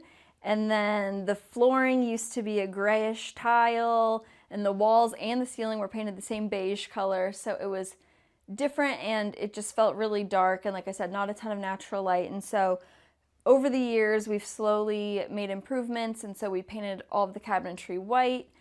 We added the tongue and groove in the room to help brighten it up as well. We painted the ceiling a light blue color, which is one of my favorite touches. It's Farrow and Ball Borrowed Light. And then we also changed the flooring to be this like light oak flooring. So all of that makes it feel a lot brighter and a lot more happy in here, I think. And so with the built-in here, I love built-ins and bookcases that are just filled with books that look really lived in and collected. But with that, it can get pretty busy quickly if you're not careful. Books are really colorful and it can start to feel overwhelming. So one thing that I did on our built-in here to try to combat that is I repeated the same cream-colored bone picture frames throughout to help try to calm down all of the colors of the books, as well as all of the photos that I put in the frames are black and white, again, to not bring in too much color into the bookcase. And so that helps it to feel cohesive throughout, but also, like I said, to tone down the busyness of the bookshelves. And then what else do we have here? We have some really nice artwork. So this piece up here, my mom painted. I mentioned she's an artist. This is of the beach here in Cardiff. So this is the beach that we go to whenever it's a nice sunny day, which is pretty frequent here in San Diego. And we love going here. Zuri loves being here as well. So that's always fun. And then I have a couple other art pieces. This is just a nocturnal seascape that I got at a thrift store or something. I don't even remember, but I saw it and I loved it because I didn't have any nocturnal seascapes. So that's really cool. And then another thing that we've done, so we live in a pretty small space here and we don't have a dedicated bar area and we don't really have room for a whole bar cart or a bar setup. And so we decided to take over this little corner of our built-in as our bar area. And so we added this big wood tray and then just put a ton of bottles on it, and it works really well. So we were trying to think creatively to how to use the small space to fill the void that we had of not having like a dedicated bar area or a large kitchen or things like that. And then in the living room here, as we mentioned, we wanted to keep our furniture really flexible. We didn't want to have a big sectional that really defines your space. We wanted to keep it so that we can move the chairs around as needed for different events that we're having. And so right now the seating is kind of in a more conversational layout, which is really nice most of the time, but sometimes, if we're watching a game or anything, we'll move the chairs around as needed, which is nice. These chairs I also got at Consignment Classics, my favorite place, and I refinished them into this dark brown. When I got them, they were white and the paint was chipping everywhere and the cushions were dark green and not very cute. So I got them, I refinished them, and then I had the cushions made. And then one thing that I've made the mistake before is when you're putting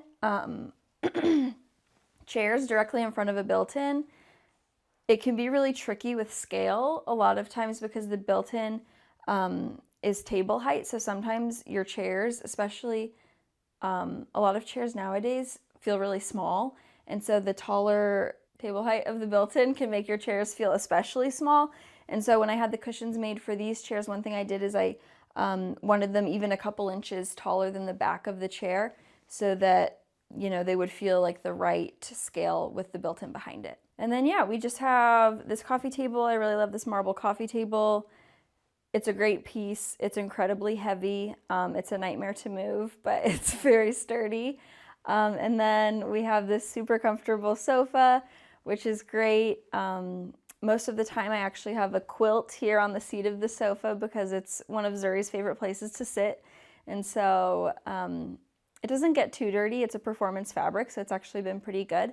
But the quilt does help to just make it easier to throw that in the wash rather than having to wash all of the cushions all the time. So my favorite things to do here are just have people over and host. We just have a big family and we just love to have everyone over. Like we've mentioned, it's a small space, so we had to be really careful about everything that we picked for this space and make it as flexible as possible. So we have a lot of chairs here and some in other little areas throughout the home, and we just kind of bring it all together for things like a USC game day. We just have all our friends over and kind of like move it all towards the TV, and that's just been really fun. It's super easy to just kind of move them around, and it's great because we really can fit a ton of people in here. Like I think we've had, I don't know, like 20 people, maybe. I don't know, maybe not 15 people come and watch the games with us, and yeah, it's been really fun. I also just love this couch. It's so comfortable, and it's just like it serves a bunch of different kind of uses, like just hang out watching TV, but it's also like I love like laying on sofas and so especially with Zuri, and so we just usually like every weekend we kind of always have like a time where we just hang out here and just chill together, and it's one of my favorite things to do. It's one of my favorite parts of the home. And like, as you know, we're just so obsessed with Zuri. We have a portrait of her that Camille's mom did for us, and it's actually a photo that we have from just one of our trips to the beach down here, and she's just like having the best time of her life, just, you know, smiling, and yeah, she loves the beach. She's like always smiling when we go there. Okay, so another thing that we did in this space, as I mentioned, there's not a ton of natural light, and so we wanted to add a Dutch door that had a window at the top so that we could add more natural light in here. And also Dutch doors are just so cute and they bring so much character to a space. And so yeah, I love it. We painted it this light blue color. It's Faro and Ball light blue. And it's great. It's just really cute. We ended up choosing this home primarily for the location. So we knew we really wanted to be in Cardiff. And as Marco mentioned, it's a pretty small community. So there's not honestly a ton of choices of homes in Cardiff. And so we pretty much had narrowed it down to this specific development as to where we wanted to be. And so at that point, it just kind of became a waiting game, and we were waiting for different properties in this development to come onto the market. And we saw only one. We saw one or two before we saw this one. And it was hard to pass them up, and it was definitely a big struggle of if we were doing the right thing, but it just didn't feel 100% right. And then when we saw this home, we purchased this home from the original owner. The home was built in the 60s, so having one owner for that entire period of time was obviously really unique for this area too. And that was something that we really loved about this home, because it had been the same owner the whole time, and so we could tell and you could just feel that the home had been really loved and taken care of. And so that was something that we were looking for. And so while we picked this home, style-wise, it didn't mesh with our style at all. Like I said, it was an elderly man who lived here before, so not quite our style. But yeah, it had been really well taken care of and kept up, and so we loved that. My advice for new homeowners who are starting with pretty much nothing would be to invest in really classic pieces. Furniture is so expensive, and so I think that if you are making sure that you're using your money wisely and you're purchasing neutral and really timeless silhouettes of furniture, I think that that's a really good way to go. And then if you do want to have some trendy pieces, buy those more cheaply so that if you want to get rid of them in 5 years, you don't feel bad. Something that we did that was really helpful for us is just really planning out what we wanted to do every year. Every year in the beginning of the year, we would come together and just kind of plan out what improvements and what furnishings we wanted to buy for that year and set aside that money for it. As I've mentioned, we started with nothing, and all our money went into the down payment. So we really had to do it over time because we just didn't have any other options. And so that's advice I would give to any new homeowner, is just take that time and plan it out and budget for it, because it will happen, you know, over time. It won't happen right away, but over time, I think you really start to really, you know, learn about each other and grow together as a couple, and you can kind of collect that journey that you've experienced over time, and you can really bring it into your home. And so that's something we've done, and I think that's really helpful advice for other people. Another thing would be, don't rush to fill your rooms. You know, it's even hard for me because you want your room to be done and complete, but I think that it's really good to be patient and wait for the right items, and don't just rush to get it done with whatever's available or what you can afford at that moment. I think it's okay to have rooms that are empty or halfway done and just wait for the right pieces to come along, and then in the long run it'll cost you less because you did it right the first time, and you'll love it that much more. I guess one other thing that I think is really good advice is to really ask for the help when you need it. I think if you need interior design help, you should really, you know, consider hiring an interior designer, or if you need some help with a contractor or with construction, hire a contractor. I think it's really helpful to kind of, you know, build that team and get that expert help when you need it. I know it's tough when you first start because you're just really having to be smart with your money, but I think it's some of the smartest money you can invest in is in an interior designer, because you're really just doing it right kind of the first time. It's really helpful to really just understand yourself and the journey and what you're trying to portray, and it's just you're doing it right from the beginning, and you're learning how to invest wisely, you know, your money, and you can just do it over time. And they, you know, I think it's just really, really valuable. That just pays dividends in the long run. It really just helps create that better home for you that you will love and you'll just have, you know, forever.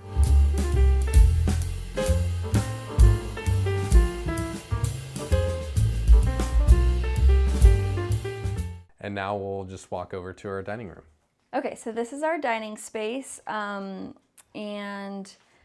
the first thing I'll talk about here is this art piece. And so I knew I wanted another abstract art piece here on this wall, but I wanted it to be different from the one in the entryway. I wanted it to be much more geometric. And so I started researching different abstract art, especially geometric, and I was really wanted something circular for some reason. And so I started learning about this artist.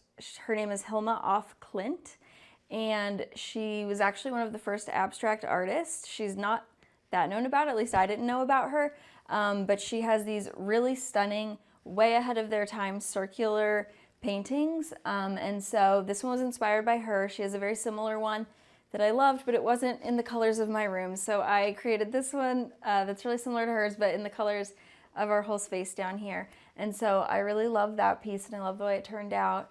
And then another thing, one of my favorite things in the whole house, I would say, is this wicker pedestal and urn. And this is actually a fun story. So my old interior design boss bought it for me.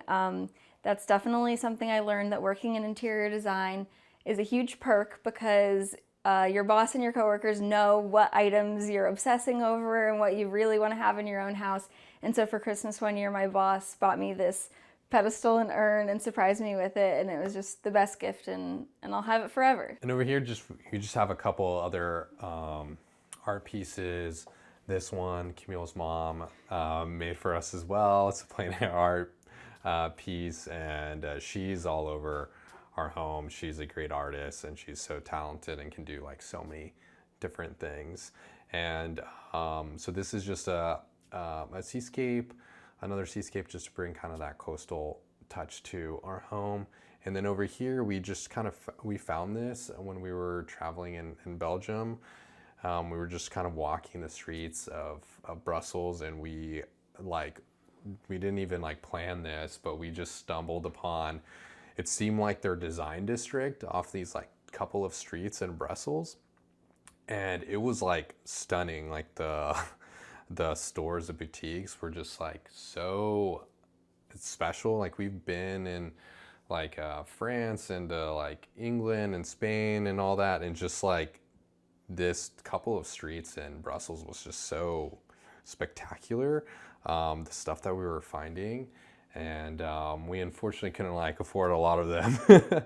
There were some really, really cool pieces, but we found this at a kind of antique store, and it's just a simple kind of sketch of a street in Brussels with their with the home. And so we just fell in love with it and, you know, brought it back with us. So we always try to, on our travels, bring like some element. We have some stuff like some table runners from Peru, and we just love to, like, when we go, just kind of bring something from there, but just in a very like classic and timeless way, so we can just always have it, you know, throughout, you know, our life together.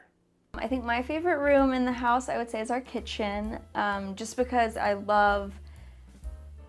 my favorite activity at nighttime is to dim the lights, turn on the music, pour some wine, and just make a really fantastic dinner.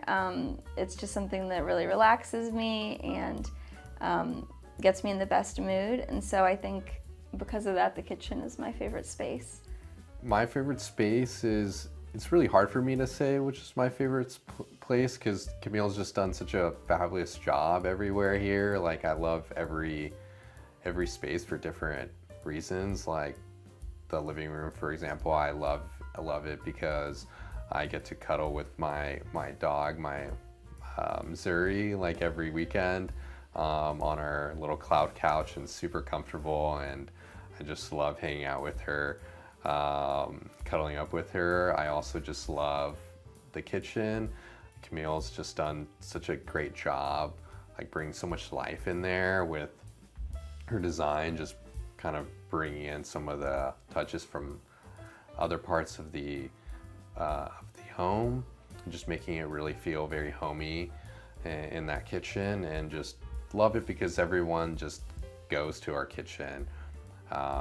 We have a big family, and you know, we just have a lot of people over, a lot of friends over, and it's just been really fun. And like everyone says, everyone just goes to the kitchen and just you know, to eat, and food's just really big part of our life. We love making food for our family and friends.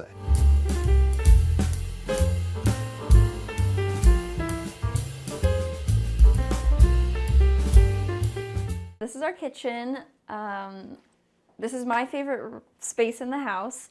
We recently redid the countertops, which was really exciting for me. That's something that I had been looking forward to doing since we moved in 7 years ago. So we finally did that a couple months ago. We went with a Carrara marble, so I love the way it turned out. And also, one thing that I always try to do in kitchens is to make them feel really homey. I don't like it when kitchens feel too sterile. And so I like to do that by bringing in rugs and lots of lamps and other things that are typically more thought of as items that belong in a living room or a bedroom, but I like to bring them into the kitchen as well to make sure that your kitchen has the same cozy feeling as the rest of the house. And then another thing to point out in here that I did, also to kind of create the cozy feeling, was I hung these baskets up here from the ceiling. And there's a photo, well, lots of photos of Martha Stewart's first kitchen at her house in Turkey Hill. And the ceiling is just covered with baskets and copper pots, and it's just stunning, and I have been obsessed with it forever. And so it's my dream to one day have a pot rack with tons of beautiful copper pots like Martha. But for now, I had to go for the baskets, and just to give it a little bit of the cozy feeling and a nod to Martha Stewart.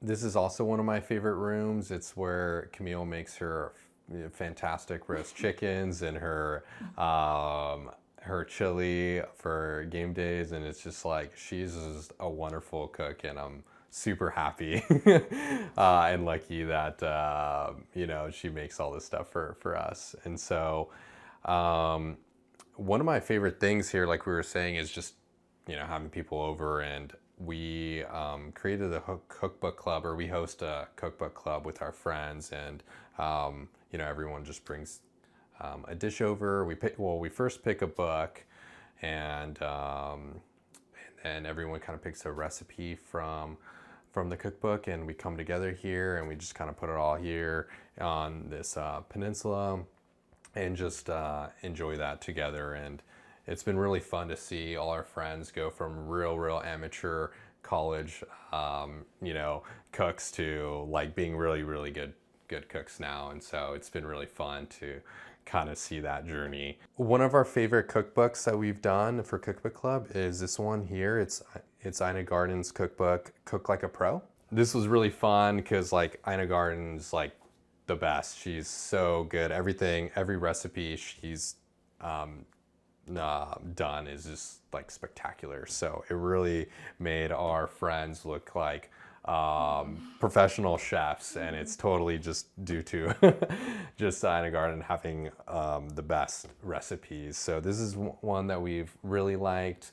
We've done one of our friend favorite was a Hawaiian cookbook that we had, and so that was really fun. We did like the whole spread with all you know, the porks and the rice, the salads, the mac salad, and so that was really fun to do. But we've done so many. We've done like Mexican cookbooks, we've done like Christy Teigen, we've done like so many, and it's just been really fun. All our friends just, you know, love it, and they are always asking to do it more, so that's been really fun. I've grown to love together is just, you know, the food like we've been mentioning and traveling. And so one of the ways that we do that together is just when we travel, we go to some of the some great restaurants around the world. And so right here we have a menu from the French Laundry. We couldn't travel during our honeymoon because we got married in 2020. So we decided to just go up the coast and go to Napa, Sonoma, and Big Sur. And so we went to the French Laundry, and we also went to Single Thread. And yeah, that blew our minds because it was the first time we had gone to a restaurant like that, and it was just so much fun. Now we'll head up to our guest bathroom.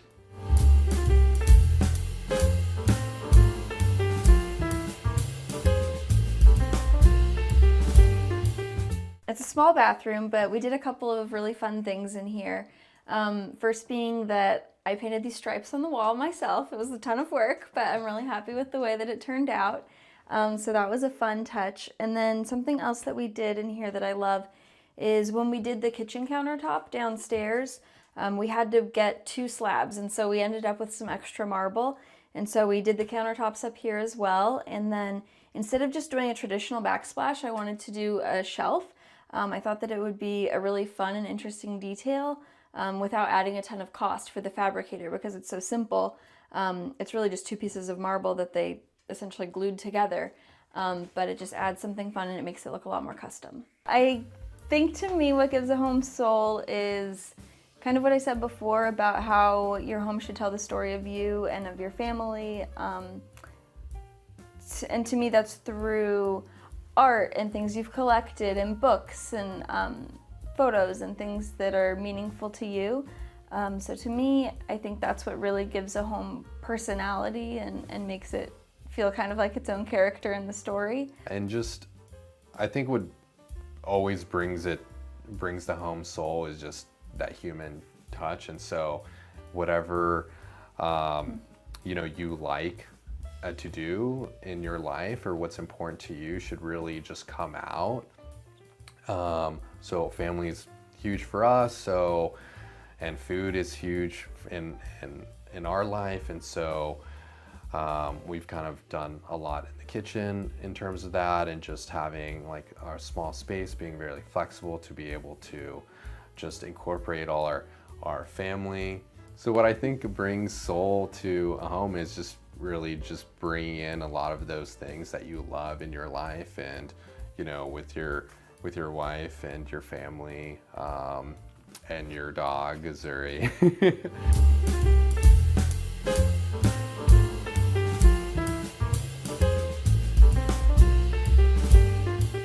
So this is our primary bathroom. It's an exact mirror image of our guest bathroom.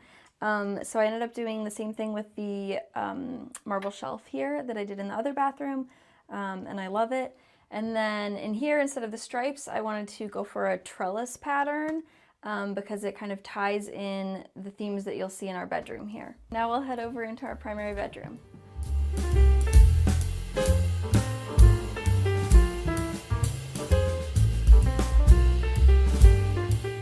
So this is our primary bedroom.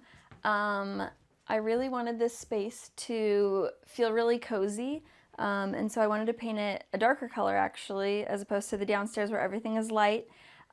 So we painted this room Pharaoh and Ball French gray, which I love. It's just a beautiful, dusty, cozy green. And then I wanted the bed to still really fresh and just kind of like a cloud you wanted to jump into.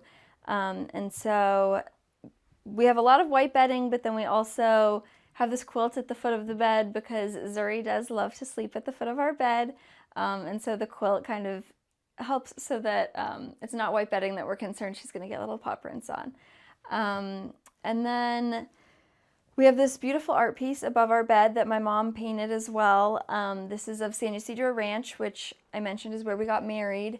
So this is actually the ceremony site at San Ysidro Ranch. It's just the most beautiful property up in Montecito, and they have the most beautiful gardens, and there's mountains behind the property and the ocean out in the distance, and it's just the most stunning place.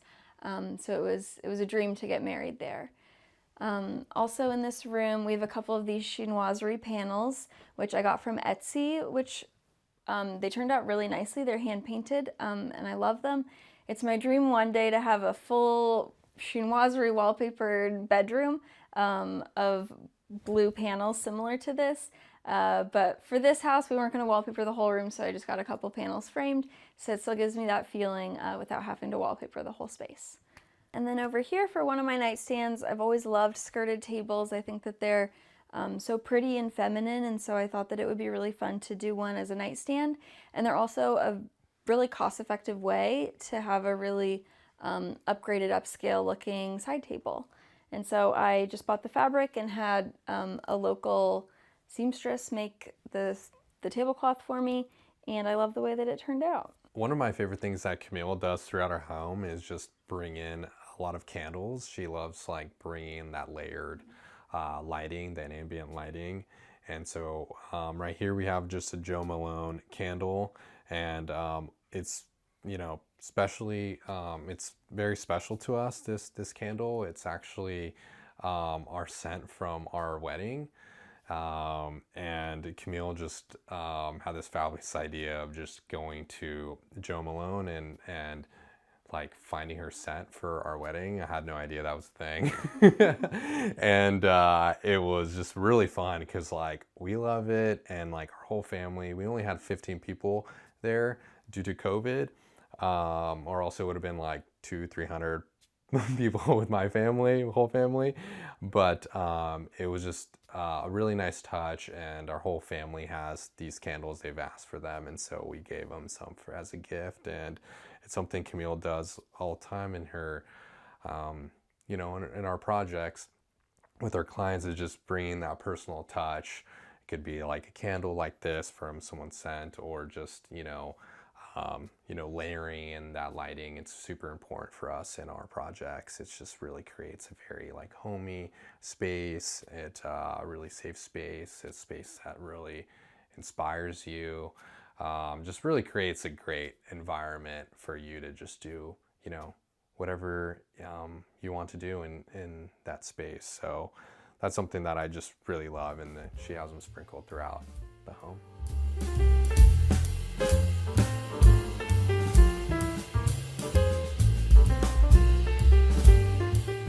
And this is our patio. It's really nice having this outdoor space because we don't have a ton of eating space inside, and so it's nice to have a little bit of a larger table that we can eat at instead, or we can have overflow guests out here. But we still wanted it to feel just as comfortable as the home and cozy, so I did that by bringing in pillows and tablecloths and lots of layers on the table to really give it interest and make it just as homey. So we always eat out here, just us two or with our family and friends. Like if we have a lot of people here, we definitely have to kind of come out here as well. But it's just so nice just living in San Diego. It's, you know, the stereotype of it being always sunny and 70 is like pretty true.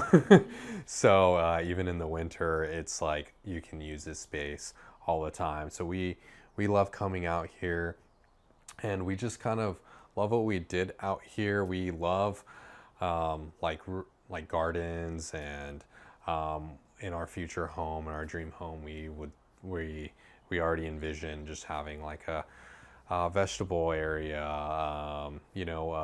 a flower area, a cutting area, just a bunch of trees, fruit trees, something we just really love, just that element of nature. We even bring it inside with all our flowers and our trees inside the home.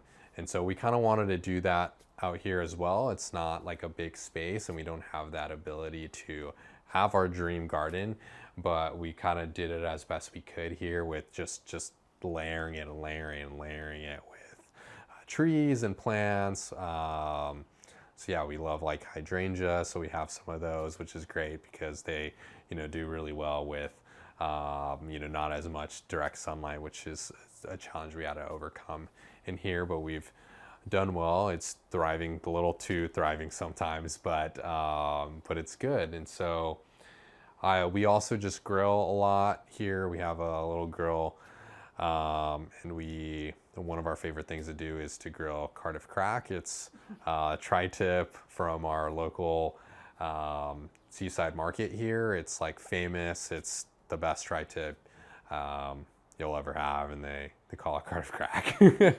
So when we moved in, this little bar shelf was actually here under this window, and it's super fun because if you open the window here, you can just reach straight in through to the kitchen, which is super fun and also convenient and practical when you're hosting.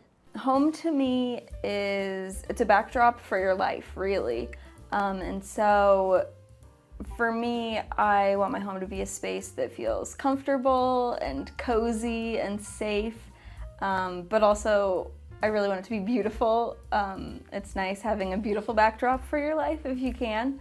I have the constant Nancy Meyers movie playing in my head of where I want my life to look like a Nancy Meyers movie, and I want to have friends over and have dinner parties and have it just feel really picturesque like it looks in my head.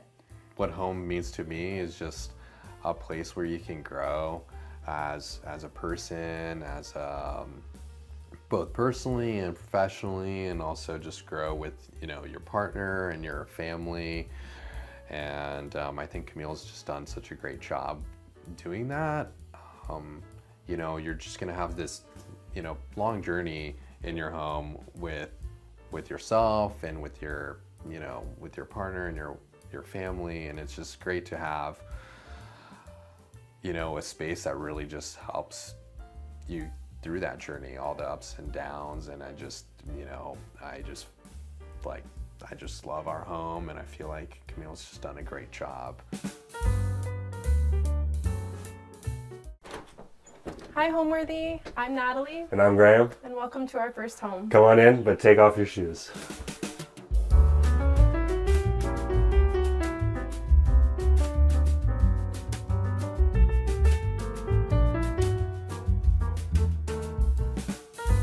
Welcome to our newest Homeworthy series called Our First Home, where we meet young lovebirds who are building their first nest together.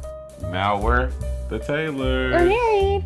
These couples have both charming love stories and lovely homes. It just feels great to be not only building a home, but building a life together. So prepare to be swept off your feet by these incredible pairs and the places they call home.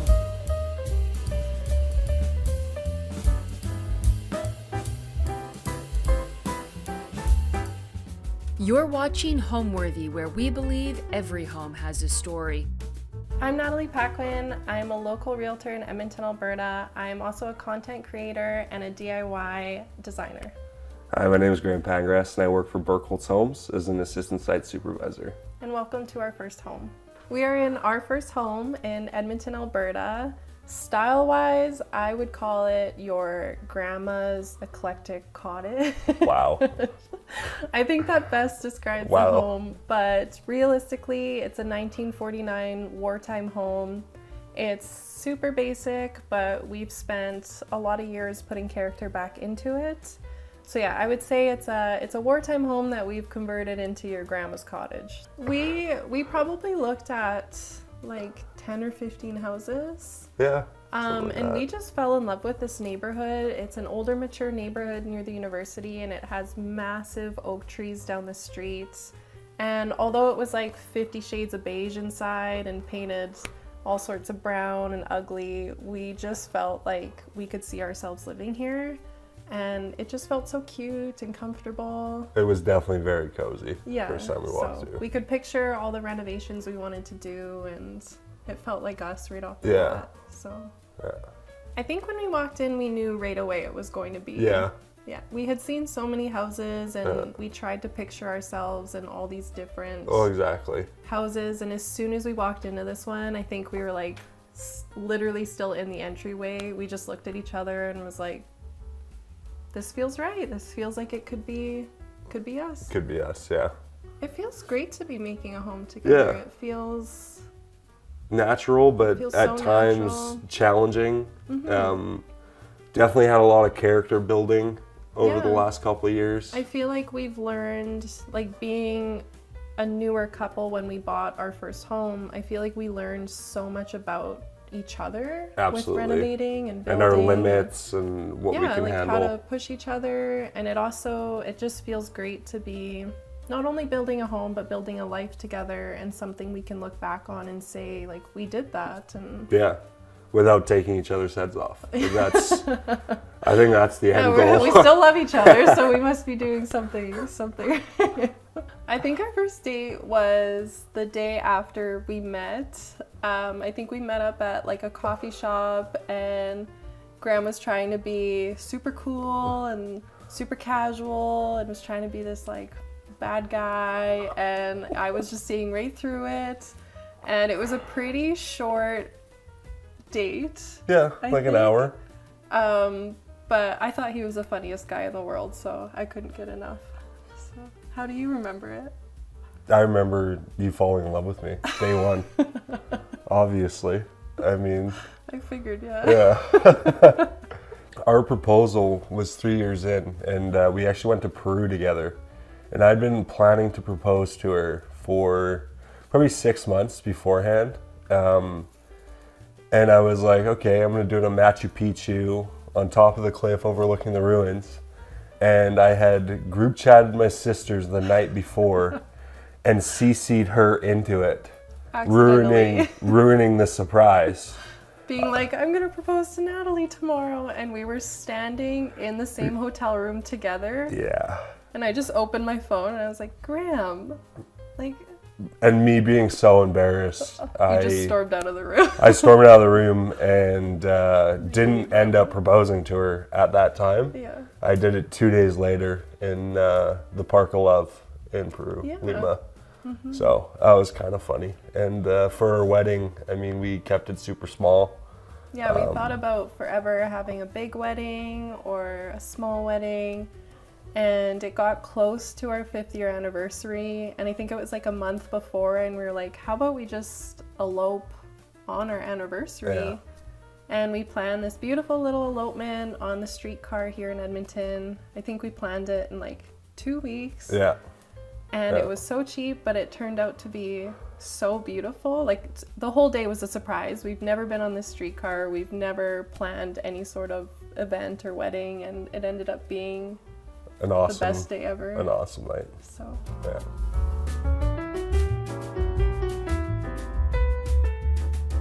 This is our living room, and this is where we spend most of our time, I'd say. this is definitely the hub of our home. It's where we spend all of our time. It's also where we spent the brunt of our design work on, trying to get it right and get the right And most of our money.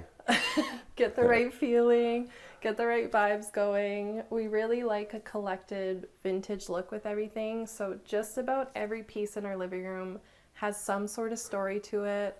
Whether it's getting a custom coffee table done or a custom sofa that fits perfectly in our living room. It's really been a labor of love. Some of my favorite pieces in our living room would be our rug, which is a 1908 Turkish rug. I actually won it on an eBay auction, which I was so surprised I even did. Had no clue what it really looked like. Online is totally different, but it showed up and it's beautiful. It's been actually probably the staple of our living room design. And we've gone through probably What, 20 odd rugs to find the right one, and So we're really happy we found this one. We also really love collecting vintage furniture. Some of our favorite pieces are our apothecary cabinets. yeah. They also seem to be the crowd favorite. So this one here, which we absolutely love, I think we found it on Marketplace. It was painted like a highlighter blue, and I think I spent just about 20 hours refinishing it, getting it down to its natural wood stain. We even left some of the white paint for a bit of patina effect. Yeah. And then, we just got this vintage Danish chair reupholstered.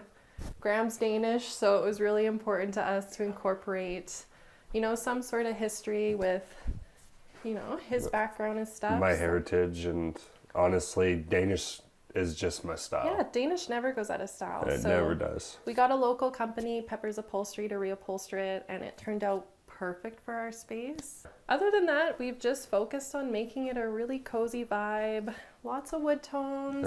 Yeah. I obviously have a love for marble. I think it adds such a great staple to any room. Yeah. I think it bounces off really nicely with our fireplace and chairs, and obviously somebody really Enjoys these Sherpa chairs. really enjoys the chairs. She's pretty much either here in the guest bedroom 24/7. What we're doing usually here is probably working. Either Natalie's doing real estate deals, or I'm working on my course. We do like to watch television, eat popcorn. Yeah. More me, so extra butter, please. Just about every night is spent on the couch, whether it's one of us working or both of us snuggled up binging Netflix. This is the main focus of the living room here. It's not a very big space, so we really focused on having a nice comfy couch, and that's definitely where we spend probably all of our time. Yeah. And now we would love to show you guys our kitchen.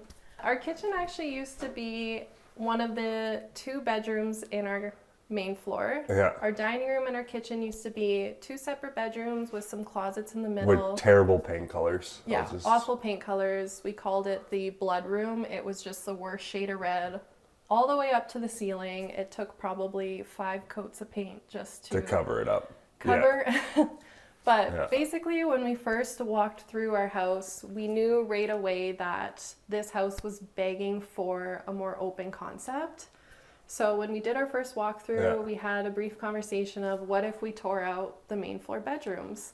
Which at the time I wasn't a fan of. No. I'll just add that because it was a lot of work. It was a lot of work, but I had a vision and I was trying to pitch to Graham, like, just imagine walking through the door and seeing this stunning kitchen, whatever color it was going to be at the time, being able to cook in the kitchen, entertain in the living room, and we decided to go for it.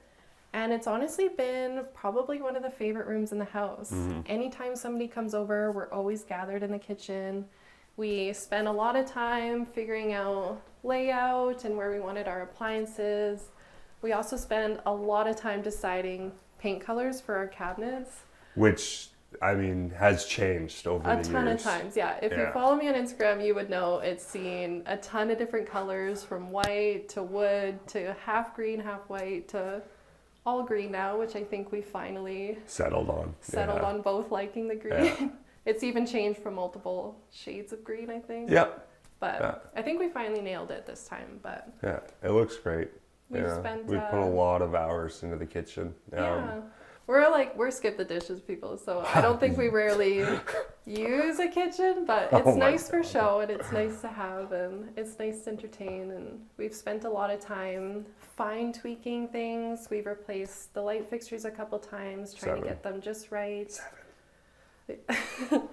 And we've gone with a really nice textured backsplash. I think it adds such a nice European feel to it, so we really wanted a mix of vintage and a little bit modern flair. We have kind of some older elements like ceiling medallions, but mixed with some more polished modern things, and I think it's made a really nice mix for the space. And you can't go wrong with throwing a vintage rug in your kitchen. Layers everything down. Yeah, runners are always worth a dime. That's Yes. what I've learned. Yeah. The last piece of our kitchen, and probably arguably my favorite, is this vintage washstand that I got off Marketplace. I think I literally spent maybe $20 on it. I wasn't sure how I felt about it. The marble's really, really aged, and I think it honestly lived in our garage or our basement for just about 2 years. Yeah. I just didn't have a place for it, but I really loved the way it looked and how old it was. When we redid our kitchen, I took this measurement, and I remember just a spark in my head being like, I honestly think that might be perfect here. And it's honestly ended up being kind of our landing place for mostly junk, but it's nice and Keys, clean. wallet, Yeah, phones. keys, wallet, phones. But we have, a couple pictures of us here, some candles going all the time, and it's actually really extended our kitchen in a nice way. Sometimes we put some baking bowls on there, and it's just ended up being a really nice vintage touch to what I would say is a bit more modern of a kitchen. So yeah, I would say that's probably one of my favorite pieces of the kitchen. Right over here is our beautiful dining room that, oddly enough, we actually don't have a lot of meals at the table because the couch is too comfortable. It is, yeah. Yeah, neither of us do much cooking, so this is mostly just for card games, board games, maybe Definitely a a big glass fan of of wine. Catans in Yes, this household. Catan nights are a huge thing Yeah. around this table.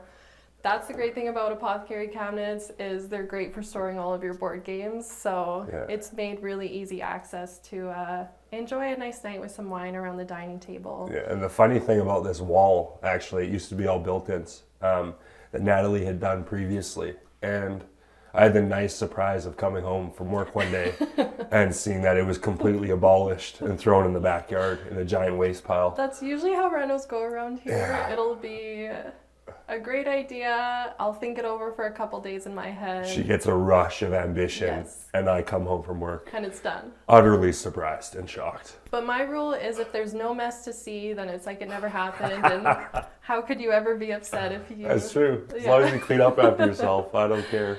So anyways, I wanted a bit more of a simple vibe in here. We found this amazing late 1800s general store counter, and I thought because we have such a big wall here, it would make the perfect addition. Also, it's just nice to have some closed storage in here, display some of our artwork. It's really opened up the space in a really nice way, Absolutely. and I think we're able to relax a little bit differently in here. I know Graham has a favorite part of this dining room. Yeah, it's my golf bag. I was lucky enough to have it on display. I'm an avid fan, and it's nice. Natalie gets every Tuesday off for me, so she's grateful for it too. It's kind of like a double blessing. It's being a bit of a smaller house with a lack of storage space is unfortunately, for me, where those get to live, but They look nice. I know what you're thinking. I think from all of our game nights here, we've definitely learned Graham's a really sore loser. Oh, and an alleged cheater, but they've never been able to prove it. We prove it every time. But game nights can get pretty rowdy around here. We They get a usually little do heated. my sister and her husband or some friends, and it's really nice. We've had a couple different dining tables, and we found this vintage one actually works perfect for game night with the way that all the chairs angle in.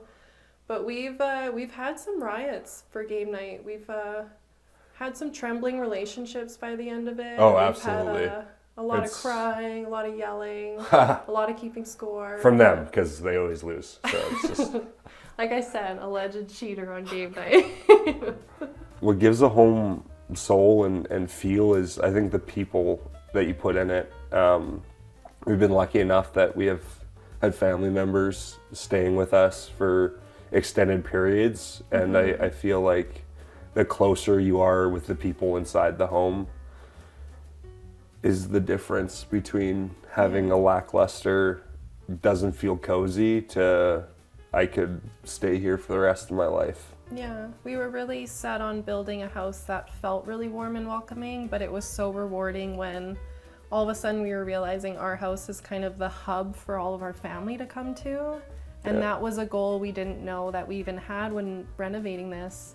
And every time all of our family is over here, it just feels so full and so rich. And we always have a moment that we look at each other and go like, this is what this was all for.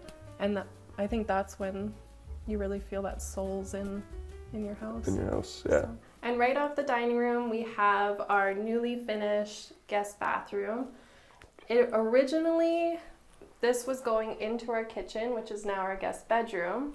So this was actually the entirety of what was our main floor bathroom. And when we tore out the main floor, we had this idea of maybe we could close off this hallway and get a bit bigger of a bathroom, actually get a shower in here, which is really nice.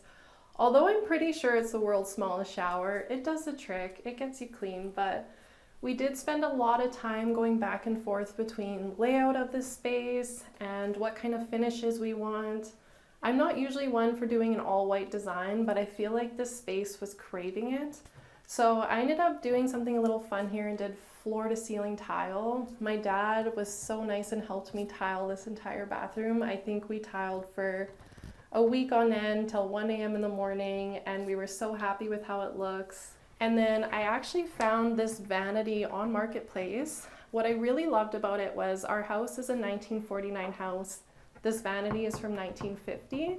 So I felt like it was really true to the era of the house. All I had to do was actually paint the base gold. We got the plumber to hook it up. We added a gold faucet.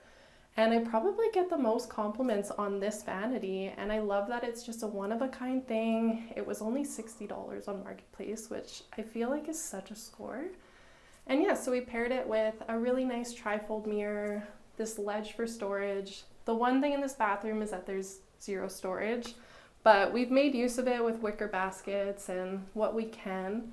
Thankfully, it's just a guest bathroom, so it does the trick, but we absolutely love this space, so. And now if you'll follow me, we'll go into our guest bedroom, which is arguably one of the cutest spaces in the house.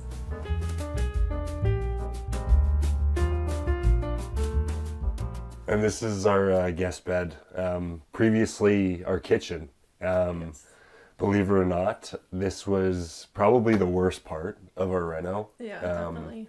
Relocating a kitchen isn't fun, but it's definitely rewarding when you're done. You know, at first, this paint color wasn't really it for me. It's bold, like it's neutral. I was like, you look like you're in a cup of hot chocolate. But like, what a great feeling. It's grown on me, for sure. And over, in January, we got pretty sick, and I spent a good week in this bed by choice. And it's honestly the comfiest and coziest room, I think, in the house. The comfiest mattress. Anybody who stays here is like, I could live in this room forever. So I was a little jealous when we were sick and Graham was down here and I was up here because he got the comfier mattress. But it's grown to be one of the sweetest little guest bedrooms. I'm not sure if it quite qualifies as a legal size bedroom. It's that small. Measurement requirements, yeah. But now that it's a bedroom, we have no clue how it ever functioned as a kitchen.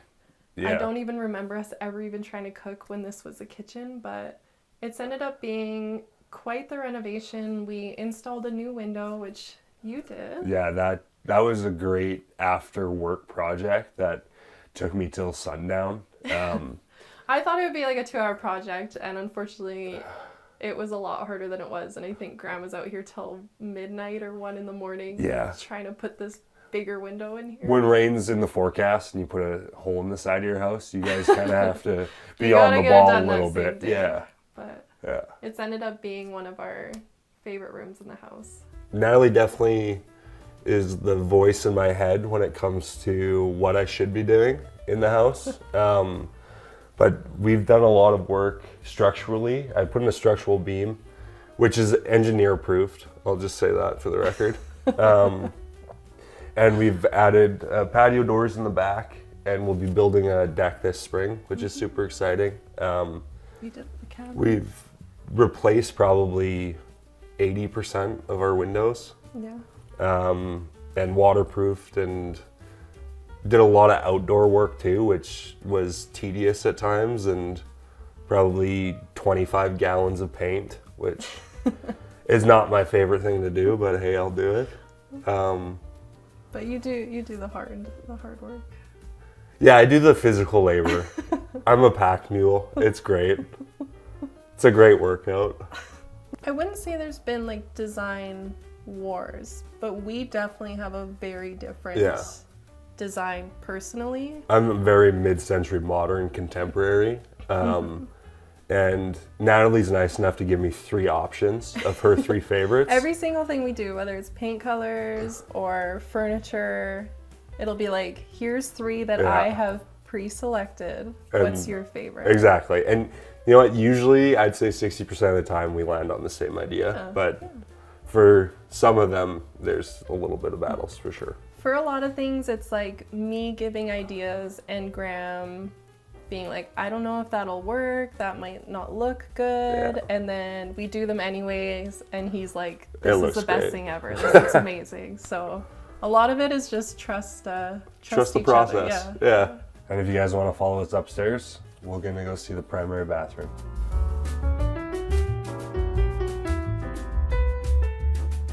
And this is our primary bathroom. A lot of hours spent in here. A lot of hours spent renovating in here. A lot of hours spent in here.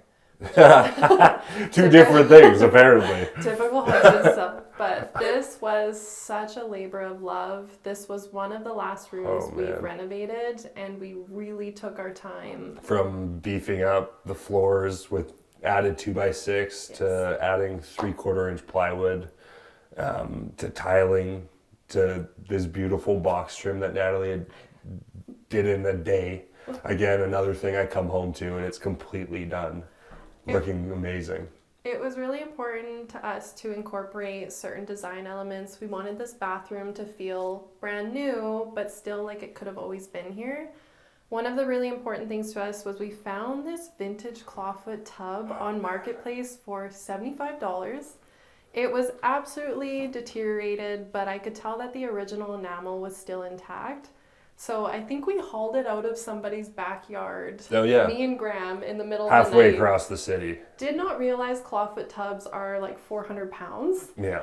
And then the whole other feat of getting it up the narrow staircase and into its We had a place. lot of help. Luckily. Thankfully we had a lot of family able to help us, but we had to reconfigure the entire joist system to support this super heavy tub. I still don't trust it with water and me sitting in there, but it's more of a show pony than It is beautiful. else. It's fully functional. I think it is safe, but we absolutely love that we made it work to be in here. I think it looks like it could have been original to the house. I think it pairs really nicely with, I always had a dream of having a glass vintage cabinet with all of our towels and our bubble bath stuff.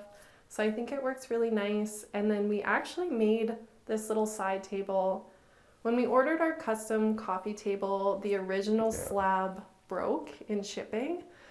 And because it was so crazy heavy and expensive, they told us that we could keep the broken slab. And so we actually got it repurposed into this little side table. And I think it looks so cute. I think it works perfectly. I think it pairs well with all the wood in here. Ironically enough, when Natalie was gluing it together, she didn't wait for me to flip it upside down. And I broke it again. So you can see it adds character though. It adds character, but yeah, we just don't try and bump that one too much. I'm not sure how stable it is. But apart from, like I said in the kitchen, throwing down a vintage rug is good for just about any space.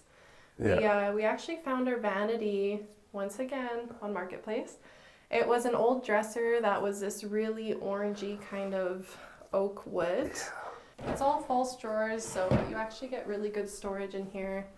But I spent 10 hours? Probably reworking it, and then we had to refurbish the top and cut out sinks. Certain elements of each drawer to make sure that we can get the slab in and drop the sinks in. But that was a fun project. It's ended up being an absolute fan favorite on Instagram. Anytime I post it, everyone is always asking where we got this, and I love that we can say that it's truly a custom piece of furniture. Absolutely. It turned out even better than I imagined it, and we paired it with these really cute vintage mirrors that we got, I think, at an estate sale for $10. We did, yeah.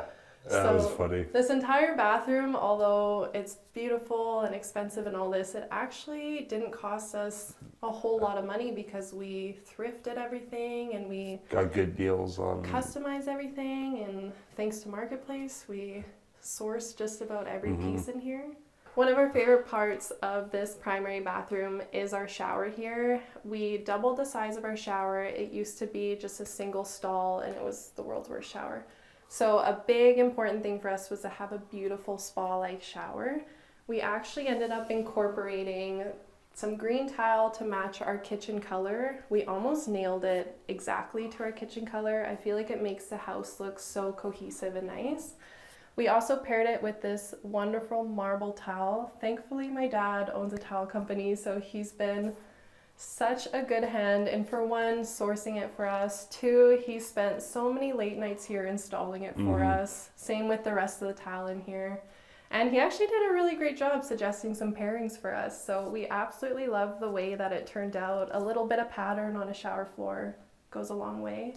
To hide one of the most unsightly parts of the bathroom, la toilette, I always recommend just put some really nice artwork above the toilet. It takes it from a bit of an unsightly view to, I don't know, something worth looking at. It's made a really nice corner with the box trim we put and a nice little sconce, so that's always what I recommend is when in doubt, hang some art up. I think for other couples on their first home buying journey is to just take your time. Yeah. We felt we were so eager to live together and start this process that I don't think we truly enjoyed house hunting together and really looking at like a future life together in the house. And we got really lucky that we found this house and it feels so perfect to us. But Yeah.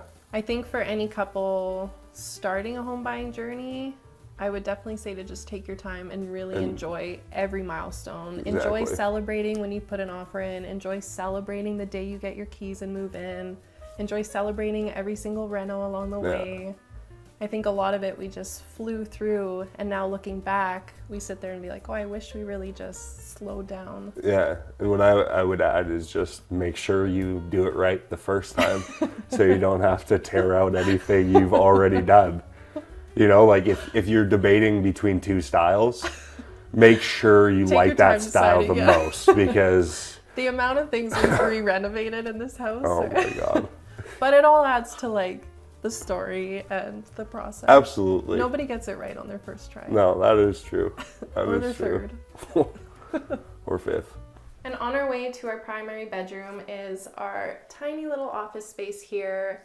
This used to be what would be considered our closet space. It was really awful, and we ended up reworking this to be more linen storage, a nice little desk area. I work a lot from home, so it's nice to have a place for my printer, linen storage, all the good stuff. Now, my favorite room of the house is our primary bedroom.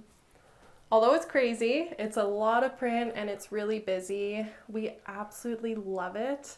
The print's amazing. Yeah. Honestly. I was a little worried how Graham would feel. We toyed for probably 2 or 3 years being like, do we wallpaper? Do we just paint it? Graham was a little against wallpaper at first, but as soon as he saw like half of it done, we both agreed that we love it. It feels like a garden in here. The coolest part about the wallpaper is my friend Tiona, who owns Wallpapers by T, actually custom made this print for us. One of one. Yeah, So, nobody else has this print. super cool. I mean, you can buy it now on our website, but we are so excited that it's just ours and it feels exactly like us. We spent forever trying to find a wallpaper that really felt, for one, it's hard to find one that you could cover the entire room with and not get sick of. Yeah. So we were a little nervous about that, but Something we both enjoy too. yeah, we wanted And it to not be super feminine or super masculine, to kind of be true to both of us. And yeah, Tiona absolutely nailed it. We are over the moon with how it looks. I know it's not going to be everybody's cup of tea, but I think it works so beautiful. We've always been more of a neutral bedding kind of person, and I think it just, you don't need much in your bedroom when you have such a crazy wallpaper. Yeah. So although we don't have a ton of furniture in here, we've incorporated some antique pieces we found along the way, from this dresser to our mirror to our nightstands to even our bed frame.